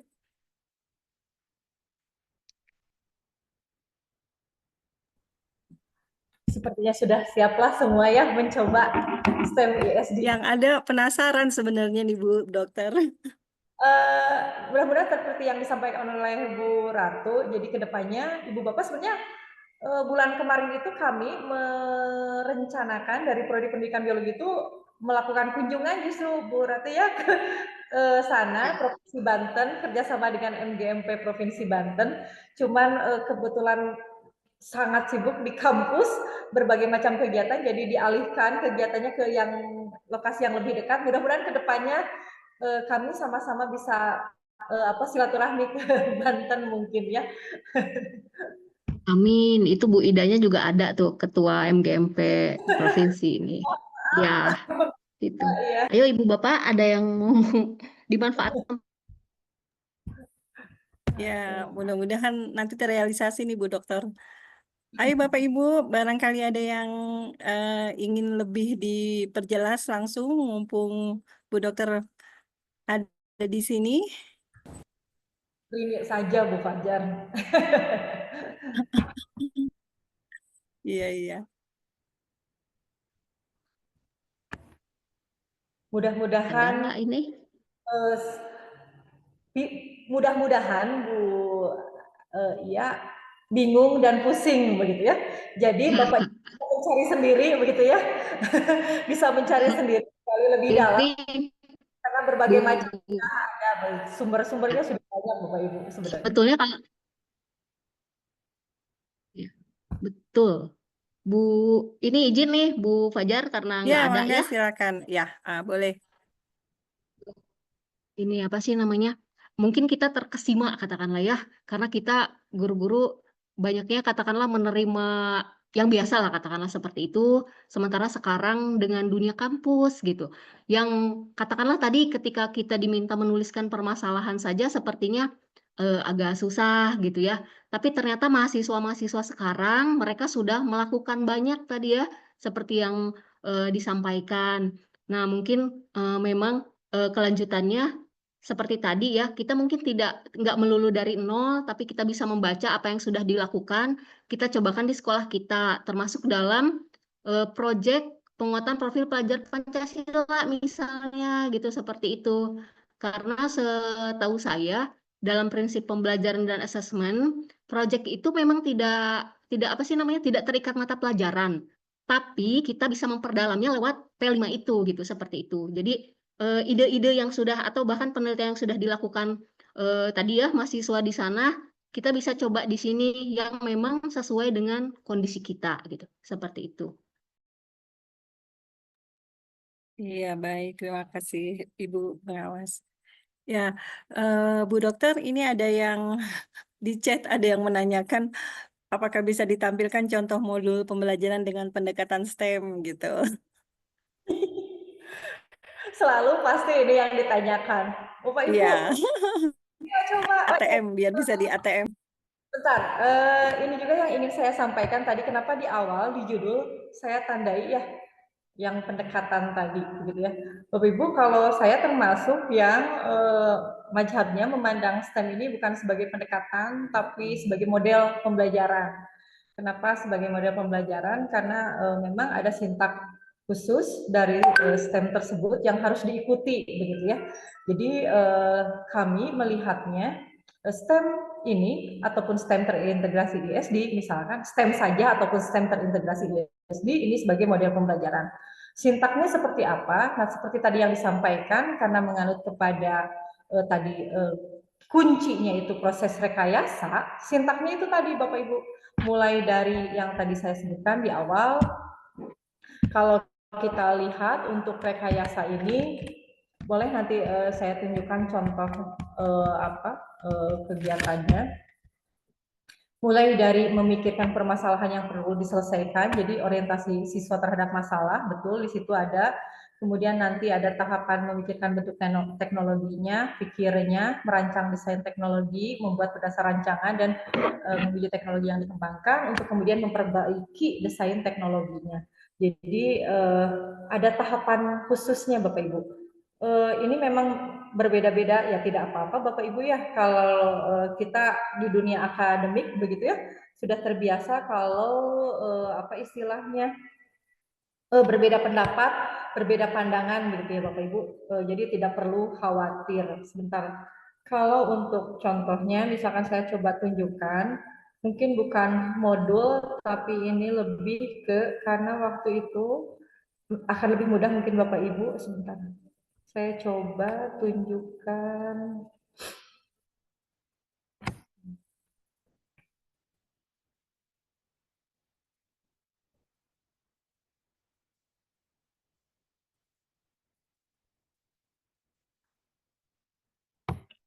Saya coba cari dulu. Tapi intinya ya itu Bapak Ibu ya, awalnya itu saja.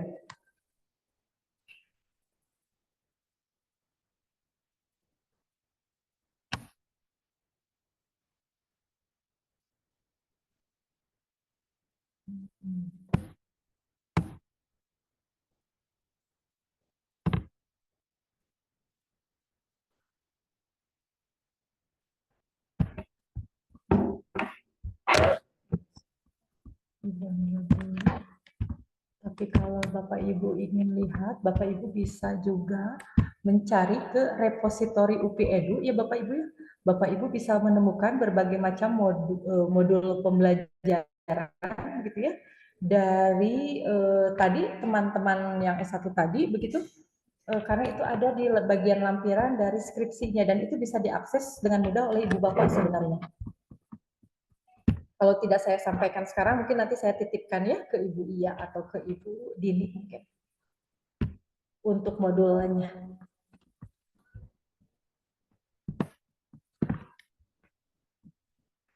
Mungkin ada lagi yang mau disampaikan Bapak Ibu? Kalau tidak ada mungkin tidak apa-apa. Izin bertanya Bu Dokter. Ya, Bu Dokter ini Ya, ada yang mau silakan, nanya nih Ibu. Bu Haji Dini. Ya, silakan Bu Haji. Ya, terima kasih Bu Fajar. Masya Allah, terima kasih Bu Dokter ini yang informasinya betul-betul saya yang apa ya, terkagum-kagum gitu. Karena ternyata STEM itu begitu luas dan karena memang kalau saya sendiri pribadi itu kurang literasi ya Bu ya untuk terkait STEM ini. Tapi setelah saya simak penjelasan dari Ibu tadi itu di dalam proyek penguatan profil pelajar Pancasila kan ada tema rekayasa teknologi ya Bu ya. Nah itu pada saat kami membuat subtema, kebetulan kami di SMA 1 Pandeglang ini kemarin kelas 12 yang diminta atau yang kebagian tema rekayasa teknologi. Ini alhamdulillah semua guru sudah bisa memberikan suatu tujuan akhir dari rekayasa teknologi itu ya harus ada rekayasa teknologinya begitu. Jadi di sini ada terkait tentang pemanfaatan sampah gitu ya, sampah anorganik kemudian dijadikan suatu produk jadi 3R gitu Bu, karena prinsipnya bahwa pembuatan produk dari rekayasa teknologi itu adalah tidak menjadi sampah kembali gitu, tapi bermanfaat. Nah, tapi dari konsep-konsep yang diberikan ini luar biasa gitu. Jadi membuat saya itu lebih terbuka lagi. Nanti jika membuat proyek lagi itu yang terkait dengan rekayasa teknologi itu mudah-mudahan bisa lebih terarah lagi, Bu. Apalagi dengan banyak contoh-contoh yang Ibu sampaikan tadi terkait dari mahasiswa itu. Karya dari mahasiswa itu betul-betul membuat inspirasi buat saya pribadi. Nanti insya Allah akan saya coba komunikasikan kepada koordinator proyek. Yang jadi pertanyaan saya, kalau dalam kegiatan P5 itu kan sudah fokus ya Bu ya, apa namanya lintas bidang studi gitu. Tapi kalau untuk di pembelajaran biologi sendiri, misalnya saya mau mengambil di materi semester depan tentang perubahan lingkungan, kadang-kadang saya ada keterbatasan Bu terkait dengan waktu begitu. Sedangkan waktu di kelas 10 itu hanya 3 jam pelajaran 1 minggu. Kemudian dipotong dengan proyek, kemudian ada satu proyek lagi yang belum terlaksana. Nah, kira-kira bagaimana apa namanya ya, merancang modul pembelajarannya? Karena memang di ATP-nya saya sudah membuat Bu, bahwa anak itu akan membuat suatu produk yang terkait dengan 3R untuk apa ya? Bukan untuk energi terbarukan ya, karena kalau energi terbarukan nanti terlalu skopnya terlalu kecil. Saya minta pendapat dari Ibu begitu. Bagaimana dengan waktu yang singkat saya bisa melakukan PJBL di mata pelajaran biologi di kelas 10 terkait perubahan lingkungan. Mungkin begitu, Bu. Terima kasih. Baik.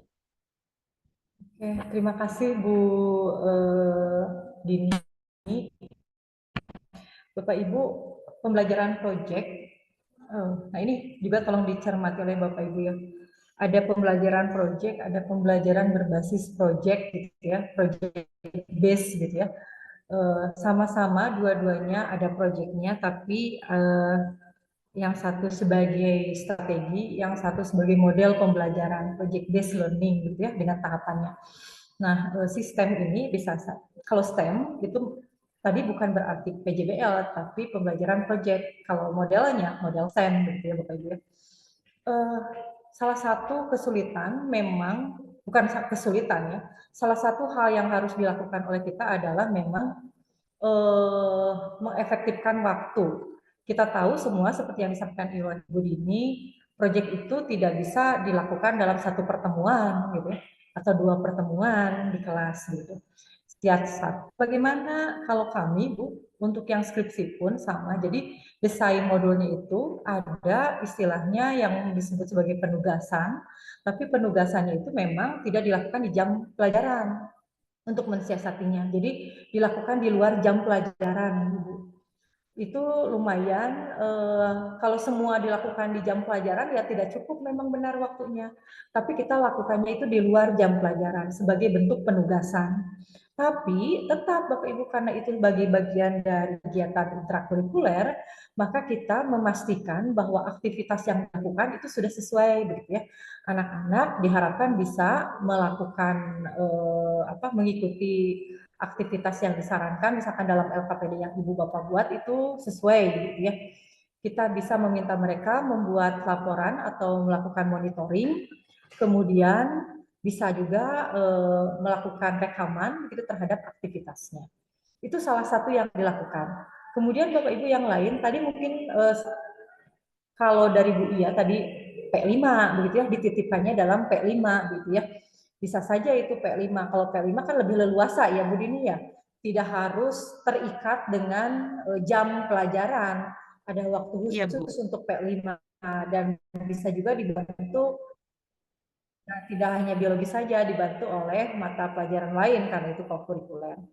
Kalau untuk di intrakurikuler, tadi Bu mungkin untuk sementara ini sampai saat ini yang kami lakukan itu dielaborasi dengan penugasan. Jadi tidak semuanya dilaksanakan di sekolah, tapi ada penugasan. Nah ini mungkin harus dipertimbangkan juga oleh kita sampai mana tahapan tersebut dilakukan. Apakah mungkin tahap uji cobanya yang terakhir juga dijadikan penugasan, gitu ya. Kita identifikasi saja kira-kira poin pentingnya di mana untuk tahapan-tahapan yang diinginkan oleh kita dimiliki oleh siswa-siswi kita. Mungkin itu, Bu. Nah, untuk materi lain, penugasannya di sintak yang berbeda. Nah, itu juga jadi tetap kita menstimulus semua keterampilan itu utuh begitu, tetap utuh.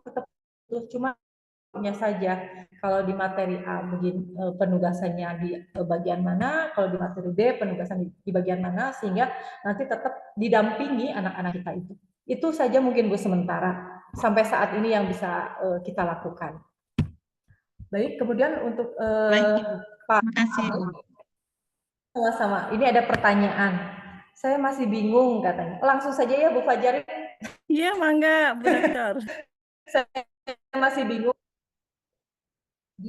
Adalah model dengan sintaks-sintaks. Bisa diperjelas sintaksnya dan bagaimana masing-masing STEM ini terintegrasi dalam tersebut. Dan ISD dengan sekian juga dapat terintegrasi dalam sintaks STEM. Terima kasih. Satu tahun Pak Ade. Pak Ade Suryanda, pertanyaannya. 17 itu usah semuanya. Hampir salah satu yang terkait, yang relate dengan materi biologi yang ingin kita belajarkan pertama. Jadi saya bingung, ambil satu tujuan, dan satu tujuan pun tidak harus semua indikator kita munculkan, ambil salah satu saja. Oke, terkait dengan goals-nya. Kemudian STEM-nya. Nah, Bapak Ibu, ini juga yang kemudian ingin saya coba luruskan. Tidak berarti STEM, sains terpisah, begitu ya. Teknologi terpisah, engineering terpisah, math terpisah. Tidak seperti itu. Tapi ini sudah jadi satu kesatuan utuh. Sayangnya di mana? Contoh tadi dari apa yang kita perlihatkan sebelumnya dari contoh proyek mahasiswa yang sudah dilakukan. Ketika pemilihan konsep biologi. Pemilihan konsep biologi tadi saya di awal menyebutkan mengingatkan kembali biologi ini bagian dari sains. Biologi bagian dari sains. Jadi ketika kita sudah memilih satu konsep biologi, permasalahan biologi, otomatis S-nya ini sudah bisa di-cover, Bapak Ibu. Teknologi tadi juga disebutkan, solusi yang kemudian permasalahan dipilih itu adalah permasalahan yang harus bisa diselesaikan dengan teknologi. Teknologi itu tidak berarti teknologi ICT ataupun yang lain. Teknologi pengawetan, teknologi remediasi yang ada erat kaitannya dengan biologi itu yang kita gunakan. Engineering-nya di mana? Tadi tahapan proses berpikir siswa, rekayasanya itu harus muncul. Bagaimana kemudian anak memikirkan mendesain, membuat produk, itu adalah satu tahapan rekayasa, Bapak. Math-nya bagaimana? Secara tidak langsung, ketika anak-anak membuat desain, tentu saja ada proses matematik, ada numerik, ada data yang juga kemudian digunakan di dalamnya. Contoh, ketika ada anak saya yang membuat filter udara, dia sampai mengukur diameter dari filter yang akan dibuatnya. Dia memastikan ada rentang diameter berapa sampai berapa, kemudian dibandingkan, kemudian yang baiknya seperti apa. Selain itu, math-nya juga digunakan untuk menganalisis data. Jadi math itu tidak hanya asal ada angka saja, Bu. Betul Bapak Ibu, tidak hanya asal ada angka saja, tapi proses matematik, logika matematiknya itu yang kemudian digunakan, gitu. Numerasinya itu digunakan Bapak Ibu di dalamnya. Jadi bagaimana kemudian dia mengukur, contohnya yang lain yang sisil, itu mengukur kabel lampu LED-nya itu yang digunakannya itu berapa, menghitung box-nya itu berapa, luasnya berapa, sehingga kemudian dia juga harus bisa memastikan berapa panjang gelombang yang dihasilkan kalau dari sekian kabel, kalau dari sekian lampu. Math-nya ada di situ. Jadi memang benar-benar harus terfikirkan secara komprehensif STEM ISD ini Bapak Ibu. Tidak semudah yang dibayangkan kalau ingin benar-benar dipraktekkan. Jadi harapan saya Bapak Ibu juga bisa melakukan hal serupa begitu ketika merancang ini. Saya kirim nanti bukunya ke Bu Iya, mungkin ya Bu Iya ya. Ini juga bisa dibaca oleh teman-teman yang lain, ada soft file-nya. Dengan izin beliau Pak Ari itu bisa, katanya silakan saja di-share begitu ke teman-teman yang lain, Bapak Ibu bisa baca. Kemudian terkait modul ajarnya, kalau modul ajar ini Bapak Ibu bisa langsung akses saja di repositori UPI. Itu sudah, kalau sudah ada di yang umum berarti Bapak Ibu bisa cek, ambil langsung begitu ya. Kemudian itu saya coba kirimkan link ISD Indonesia, Bapak Ibu. ISD Indonesia ini di atas itu kebetulan kami, tim riset kami, jadi mengembangkan semacam komunitas begitu. Bapak Ibu juga bisa tergabung. Itu terdiri dari mahasiswa, Bapak Ibu guru, begitu ya. yang sama-sama tertarik dengan ISD. Di dalamnya tidak hanya STEM saja, tapi ada problem based learning-nya juga, ada project PJBL-nya juga begitu. Kita sama-sama Bapak Ibu bisa lihat membuat berbagai macam aksi begitu ya, karena tadi target ISD itu adalah aksi. Jadi Bapak Ibu juga saya yakin sudah melaksanakan mungkin, tapi seperti yang disampaikan Bu Dini, jadi konstruksinya itu jadi bisa lebih jelas dan lebih terarah begitu harapannya. Kenapa? Karena tadi target dari nilai pengetahuan begitu ya, sikap, perilaku, keberlanjutan yang diharapkan bisa dimiliki oleh siswa itu benar-benar bisa tercapai melalui proses pembelajaran.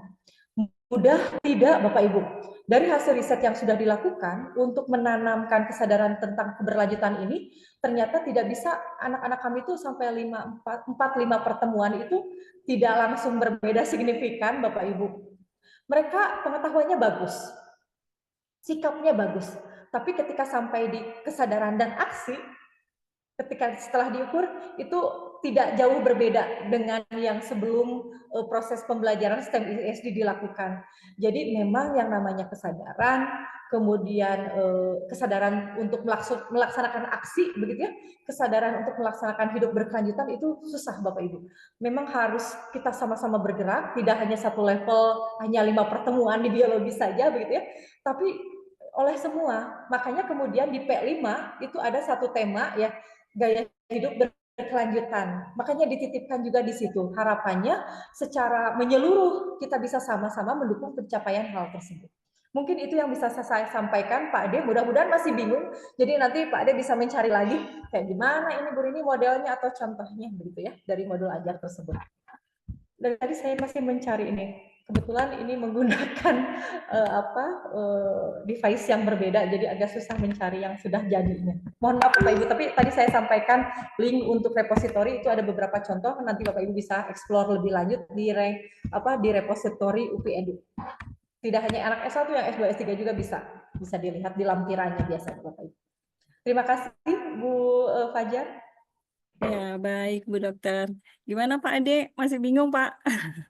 Nggak apa-apa, mudah-mudahan bingungnya Pak Ade dan bingungnya kita semua menjadi salah satu semangat ya Bu Dokter ya, untuk kita memperdalam lagi, mencari tahu lagi apa sih STEM ISD, apalagi tadi Bu Dokter bilang nanti kita akan diberikan soft file bacaannya. Mudah-mudahan nanti setelah kita membaca, kita teringat kembali apa yang sudah disampaikan oleh Bu Dokter, semua bisa nyambung. Ya, Bapak Ibu, apakah ada lagi yang ingin bertanya? Oke, ini terkait dengan keterampilan proses. Berarti bisa dilihat dari keterampilan proses ya dalam merancang modul ajar dengan modul STEM ISD. Nah, Bapak Ibu, untuk keterampilan proses itu secara tidak langsung sebenarnya dibekalkan juga gitu ya di dalam proses pembelajaran yang menggunakan model pembelajaran STEM ISD. Sangat bisa. Jadi bagaimana mereka mulai dari kalau keterampilan proses yang menurut Prof. Nuryani misalkan ya, kita tahu mulai dari misalkan melakukan kegiatan pengamatan, itu tentu saja akan mereka lakukan di lapangan, begitu ya. Kemudian bagaimana mereka mengidentifikasi masalah itu juga dilakukan. Jadi bisa terintegrasi, Bu Dini. Terima kasih. Ya, baik. Bapak Ibu, Bu Dokter, waktunya sudah jam 11:06. Ya, mudah-mudahan ya. Oh, maaf. Ya, khawatir juga Bu Dokter ada kegiatan yang akan dilanjutkan ya.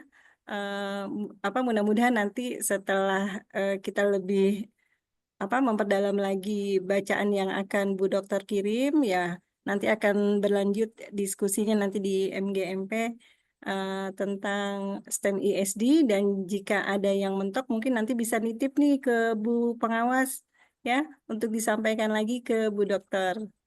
Ya, baik Bapak Ibu, terima kasih atas partisipasi aktifnya. Namun sebelumnya, marilah sama-sama kita dengarkan closing statement nih dari Bu Dokter. Silakan Ibu Dokter. Aduh, ada closing statement segala ya. Baik, Bu Fajar, yang pasti saya yakin Bapak Ibu bisa memberikan yang terbaik untuk siswa-siswi Bapak Ibu dengan ikhtiar kita sama-sama mencapai pendidikan berkualitas untuk Indonesia. Terima kasih Bu Fajar. Ya, baik, terima kasih. Sengaja dibuat closing statement. Ya, Bapak Ibu yang saya hormati, dengan berakhirnya sesi tanya jawab, maka selesai sudah seluruh rangkaian acara kita hari ini.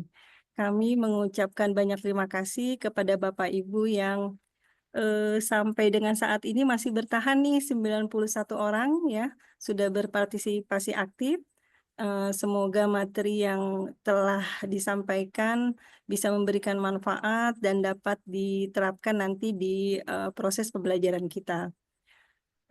Kami juga memohon maaf apabila terdapat kekurangan selama acara berlangsung. Sekali lagi terima kasih kepada Ibu Dokter, kepada Bapak Ibu semua. Menutup kegiatan kita ini, marilah sama-sama kita berucap syukur, berucap hamdalah, alhamdulillahirobbil alamin. Saya tutup. Wassalamualaikum warahmatullahi wabarakatuh. Bapak Ibu, kita foto bersama dulu ya. Nah, nanti setelah Ya. foto bersama akan di-share link presensi dan Zoom belum akan ditutup dulu sampai semua Bapak Ibu mengisi presensi. Jadi tenang saja. Ayo semuanya kita buka kameranya. Di sini ada 4 layar ya. Layar yang pertama, ya sebentar. 1, berikan senyum terbaik. 1, 2, 3. Ya, sebentar.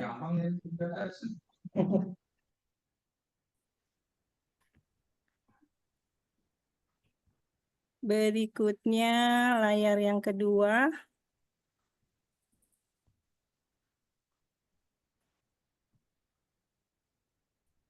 Tunggu sebentar. Ya, mohon Bapak Ibu jangan nulis di chat dulu ya, karena menutupi gambar. 1, 2, 3.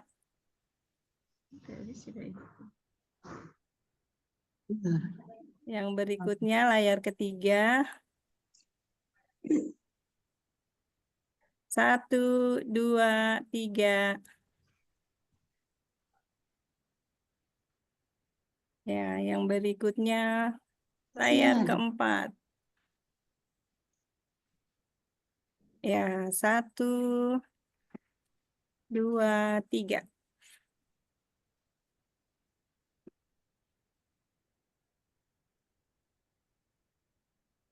Baik, Bapak Ibu. Sebentar saya share link presensinya.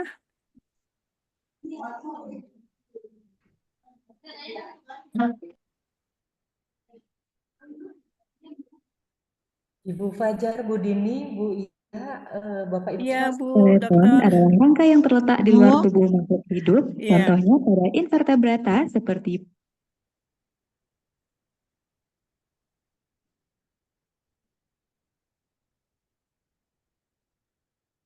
Ibu lagi ada Zoom meeting sebenarnya ini.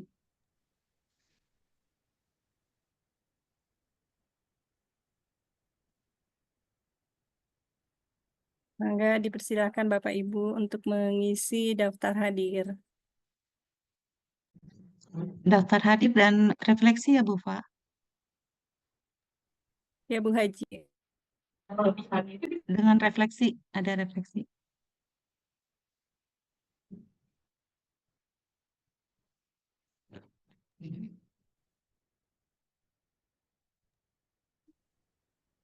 Maaf, Silakan. di grup atau di mana Bu Haji? Ada di chat. Oh, di chat Chat sini. Zoom ini, Bu. Ya. Oh, ya. Sudah terlihat, Bu? Ada Temus? Belum dibuka. Udah ada Bu Fajar, udah ada. Ada ya. Ada, iya. Mangga diisi Bapak Ibu. Ya, obrolan ya. Oh iya, ada Bu Haji.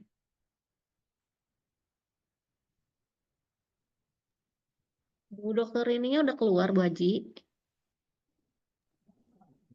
Iya, Kayaknya Bu. udah deh. Bu Iya tadi bertepatan saat beliau Beliau pamit bilang kan saat jam ada yang bocor. Ya, ya nggak Jadi apa-apa. nggak jelas. Iya, Punten. sama. Makasih Ibu Bapak.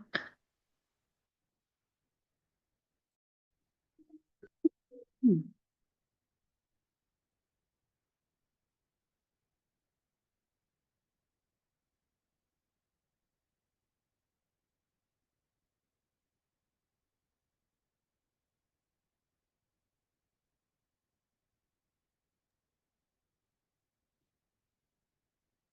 Bapak Ibu untuk sertifikat nanti Baca dulu akan itu nih. di-share di grup WA. Jadi jangan keluar dulu dari grup WA sampai dengan nanti sertifikatnya dibagikan. Dan sebaiknya tetap berada di grup WA karena insya Allah kegiatan webinar ini akan berlanjut. Bu Ratu, mohon dukungannya. Ya, siap. Ini satu aja Bu Fajar tadi. Ya, Kadang kita lihat ini kan kayak, waduh, kayak susah apa gitu ya. Melihatnya ada tantangan, tapi apa sih namanya? Ada kesempatan juga gitu kan ya. Ada kesempatan. Terus kenapa kita harus ngajarin STEM katakanlah ya gitu. Soalnya ke depan juga lapangan kerja kan ada banyak juga yang kaitannya sama STEM. Gitu ya. Yang bawa makanan ke dalam. Bu, nggak bakal dimakan. Iya, bawa keluar aja. Oh iya, lanjut Bu Ratu. tadi juga saya baru mau ngomong ke Tuh, Teh galak ya, banget. ini kan terkait dengan kita tuh di tujuan pembelajaran kan ada kompetensi ya. Nah itu memang kita belum sempat sampai menganalisis ke sana nih tentang TP, ATP, masing-masing guru kan berbeda-beda ya. Nah mungkin bisa dibuka praktik baik buat yang pernah membuat ATP terkait dengan kompetensi bisa sampai kita ini melakukan menggunakan model STEM gitu. Bagi yang sudah pernah aja, mungkin Pak Haji mungkin sudah pernah ya. Nah itu bisa di sharing di sini ya Teh Iya ya. Nanti Bu Ratu Maria sebagai pengawas itu akan mendampingi kita gitu supaya pembelajaran hari ini tentang STEM itu nggak sia-sia begitu, tapi kita jadikan produk modul ajar semampu kita. Tidak ada yang salah, tapi yang ada kita mencoba begitu, mengadopsi dari yang sudah ada gitu. Saya juga kepikirannya tentang perubahan lingkungan, bahwa anak itu nanti terkait materi pencemaran lingkungan membuat produk, misalnya tentang filtrasi air misalnya gitu. Itu kan bisa terkait teknologi juga, tapi masih remeng ya, karena eh, apa namanya konstruksi dari sistem itu sendiri luar biasa gitu, keren gitu. Yang kalau menurut saya masih di tahap paling baru tahap anak itu menemukan masalah, kemudian sampai ada solusi, menyampaikan solusinya, belum sampai ke arah produknya itu yang menggunakan rekayasa teknologi. Mungkin begitu Bu Iya, permasalahan kalau buat saya, tapi mungkin yang lain sudah pernah melakukan itu tapi baru tahu kok itu STEM gitu. Iya. Bu Haji ini masih bisa denger iya nggak? Ini kayaknya sinyalnya agak jelek. Masih Bisa. Bu. Oh iya. Ya Bapak memang Ibu yang apa mau sih? pamit mangga. Iya, ya. Eh, apa sih namanya? Memang kita perlu ada akses ya, katakanlah mahasiswa-mahasiswa ini termasuk di Pak Asep Agus gitu kan ya. Pak Asep Agus kan katanya minta mahasiswanya langsung ke implementasi dan seterusnya. Memang kita perlu akses ke baca hasil penelitian mereka, katakanlah ya seperti itu, untuk kemudian kita bisa coba gitu seperti itu. Ya, pokoknya apapun praktik baik selama bisa membersamai, insya Allah Bu Haji kita sama-sama gitu ya, sama-sama kan masih sama juga basicnya seperti itu. Ya. Intinya tadi ada tantangan, tapi juga kita lihat ada kesempatan. Nah udah gitu. Ini kan mungkin ini hal baru gitu kan. Ah di sini mah susah, gimana nerapinnya? Tapi insya Allah sih tadi ya. Kenapa kita harus mencoba menerapkan tuh karena memang kebaikannya ini diperlukan sama anak-anak kita yang nanti bakal hidup di zaman yang seperti apa gitu ya, seperti itulah gitu. Masih. Iya, makasih Bu ya. Kita masih banyak yang terkagum-kagum ya dengan STEM ESD ini gitu. Supaya wawasan anak-anak kita juga menjadi lebih luas gitu. Mungkin seperti itu. Jadi kitanya dulu yang meluaskan wawasan. Alhamdulillah, terima kasih Bapak Ibu yang sudah bergabung. Mudah-mudahan ilmunya bermanfaat dan juga jika kita melaksanakannya dengan baik, insya Allah pahala itu mengalir kepada Bu Dokter ini ya, kepada Bu Iya, juga kepada kita semua yang nanti menjadi pengajar siswa-siswi kita. Mungkin begitu ya. Insya Allah nanti kita tindak lanjuti di MGMP, insya Allah. Ya, Bu Haji, saya sebenarnya jadi apa ya? Mungkin bisa dibilang kayak mereview ya, sekitar tahun 2014 pernah ikut STEM, apa namanya, pelatihan tentang STEM ini di Kitab Science ya. Kalau nggak salah masih ada buku-bukunya, mudah-mudahan nanti seingat saya ya, masih ada Ditunggu deh. Mbak, Waktu iya itu ditunggu. ya, waktu itu dapat modulnya juga. Mudah-mudahan masih ada, nanti saya cari, nanti biar bisa sama-sama kita diskusikan lagi. Ditambah lagi nanti yang mau dikirim sama Bu Dokter Iya. ini ya, Bu Ratu ya, Bu Tia, Bu ya. Iya. Ya, soalnya kan Menteri kita ini menginginkan adanya kurikulum yang mendalam ya, deep gitu ya. Ini kan cocok gitu bahwa kita itu mau memperdalam konsep-konsep biologi yang akan dipelajari oleh siswa-siswi kita gitu. Jadi ini kan nanti Nah, untuk ini kebetulan dipraktikkan. ya tanggal 28 Gimana, besok Igi mau ketemu sama Pak Menteri. Ada masukan nggak nih Pak Bapak Menteri? Ibu? Ya, tanggal 28 besok November. Apakah ada masukan yang bisa disampaikan terkait apapun yang berhubungan Ya dengan paling pendidikan? terkait itu tuh tentang capaian pembelajaran ya. Kenapa kok bisa berbeda dengan yang biasa kita lakukan? Misalnya seperti materi-materi esensial gitu ya. Kemudian kadang membuat kita kayak kemarin aja klasifikasi makhluk itu kan nggak semua kingdom kita bahas gitu ya. Nggak sampai detil kayak dulu zamannya KBK ataupun kurikulum 13 sehingga sepertinya ada step yang hilang gitu. Kalau menurut saya pribadi gitu. Jadi Iya. pada saat mau menganalisis suatu individu itu susah. Mungkin seperti itu aja Pak Fajar. Nitipnya itu Kalau tentang CPI. terkait UN gimana? Setuju dihilangkan atau setuju tetap tidak ada atau diadakan kembali? UN. Kalau itu mah nggak tahu deh saya. Kalau saya mah tetap aja anak itu harus diuji secara kognitif ya. Pengetahuannya itu perlu diuji. Tapi kalau misalnya UN itu jadi penentu keputusan juga kasihan juga karena mereka Iya, selama ini kan iya, iya, mereka nggak terlalu ditekankan iya, di kognitif itu. iya. Izin Bu Fajar, Bu Haji. Iya, Bu. Mungkin Ya, teman-teman yang mau sholat mungkin pengen masih nyimak juga obrolan kita ya, tapi karena mau sholat, mungkin Iya, kalau silakan. sebetulnya enggak, maksud saya kita sih bisa bisa join, bisa, oh ini Mbak masih tetap mau di sini ya. Ini kasihan ini Iya. bapak-bapak. Kalau nggak Iya, ikut takut silakan ada yang Bapak. di mana gitu. Semacam kayak Boleh, gitu kali boleh. ya. Iya. Boleh kalau ada yang mau sudah isi refleksi, sudah isi presensi, boleh meninggalkan ruang Zoom. Kita bertemu lagi nanti di kegiatan berikutnya. Nanti untuk teman-teman yang belum bergabung di grup WA-nya, kalau nggak salah Bu Haji sudah menyematkan link grup WA di PMM ya Bu Haji? ya sudah. Nanti Ini bisa Bu WA yang bergabung. mana? katanya, Bu, Mbak, sorry Ken- ini Bu Nurhaliza minta mungkin bisa di-share di sini nggak? Di chat aja nih. Apa? Minta Link link apa? grup WA. Iya. Oh iya siap. Oke bentar. Link PA mah belum di PMM Bu Pak. Oh belum. Boleh Bu Belum nanti disematkan di Bu. komunitas itu. Oh iya boleh di komunitas itu ya baru ya. Karena rupanya ada beberapa yang belum masuk dan ternyata di link presensi ini hanya menuliskan nama dan instansi, tidak mencantumkan nomor WA. Seandainya tadi mencantumkan nomor WA, saya bisa bantu masukkan ya. Oh Ini iya iya iya. Bu Iya. Haji, Karena Bu biar lebih Fajar, ya. izin nih kita sapa. Tadi lupa ya nyapa ini. Terima kasih teman-teman yang sudah bergabung nih ya, Bu Haji ya. Iya. Termasuk Ibu Ketua MGMP tuh Bu Ida gitu kan ya. Tadi Iya, sama tadi Ibu saya lupa Ida. menyapa itu karena grogi ya. Iya. Sama ini saya ada Pak Yosep, ini dari mana ya Pak Yosep? Dari Pandeglang bukan? SMA 16, Bu. Oh ya maaf. Ya, Dan takut syukur. ada yang dari luar. Ya, tadi kakak tingkat saya yang dari Rancah tuh Bu Haji. Oh, yang iya ikut Mas, kalau beragam. saya nggak nyapa karena ada begitu list semuanya. Ya, nggak apa-apa. Pokoknya Keren. kita juga evaluasi ini ya. Alhamdulillah, Iya, pokoknya sudah bisa ini. Iya. udah Semangat. bisa berlangsung deh, luar biasa keren deh GMP.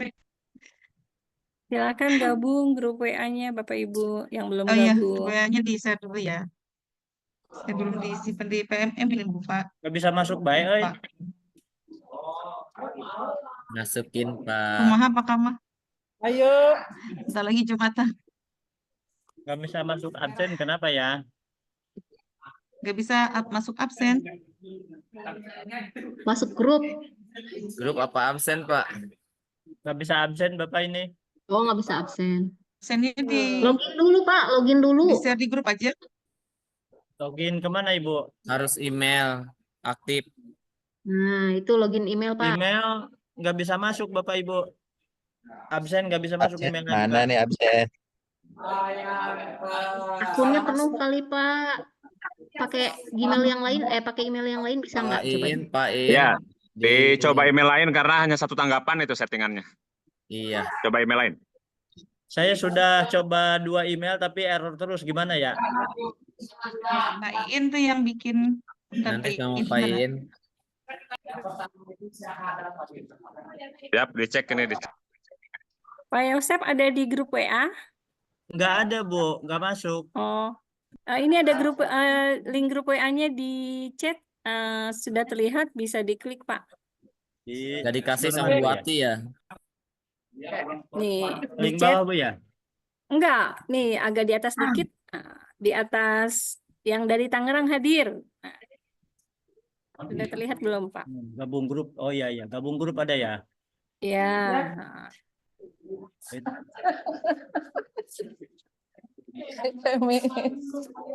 Bu Ati, seumur aman Bu Ati. Ya. Hebat, ini bertahan masih 44. Masya Allah. Subhanallah Iya, ya. kebetulan ini Bapak sampai Ibu jam 12 hebat. malam. Ya, Bu Haji Siwi itu, makasih. Ya, Pak Dede semuanya. Tatang sudah gabung di grup WA belum?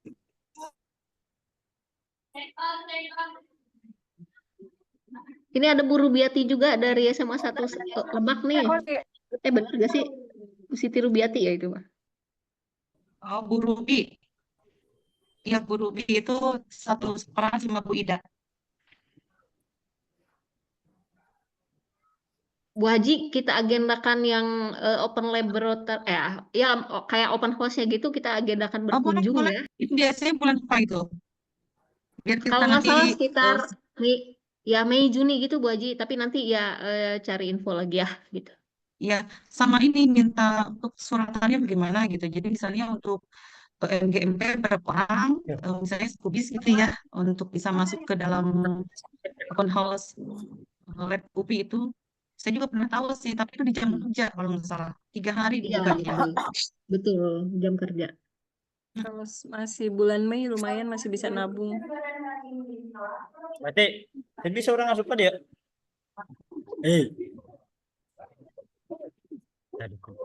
Pak Yosef ke masjidnya deket nggak? Ini Sudah kurang. saya masuk, Ibu. hilangkan Apa nih yang batasan errornya absen. ini, Silakan diisi lagi. Error terus ini. Izin live ya, Bu Pengawas, Bu Ketua. Iya, Bu Haji Siwi. Makasih. Ketua, Miss, izin live ya. Makasih, Pak Ajis. Ya, Makasih semuanya. assalamualaikum. Waalaikumsalam warahmatullahi. Pak Miss Ruli, ayo Pak Fajar, Ruli, Bu sholat Dini, dulu. semuanya panitia mohon izin. Iya, Makasih Bu Imaimah juga sama nih. Nggak bisa masuk ya? Bu Imaimah kan dari mana nih? Kakak Ya, tingkat juga kali. assalamualaikum. Waalaikumsalam, makasih Ibu. Waalaikumsalam. Materinya nanti akan Oke. di-share ya? Gabung. Sekali lagi. Ya, nanti di-share. Di insya grup. Allah. Oke, terima kasih. Gabung chat. Bu Iti belum buka mic, Bu Iti.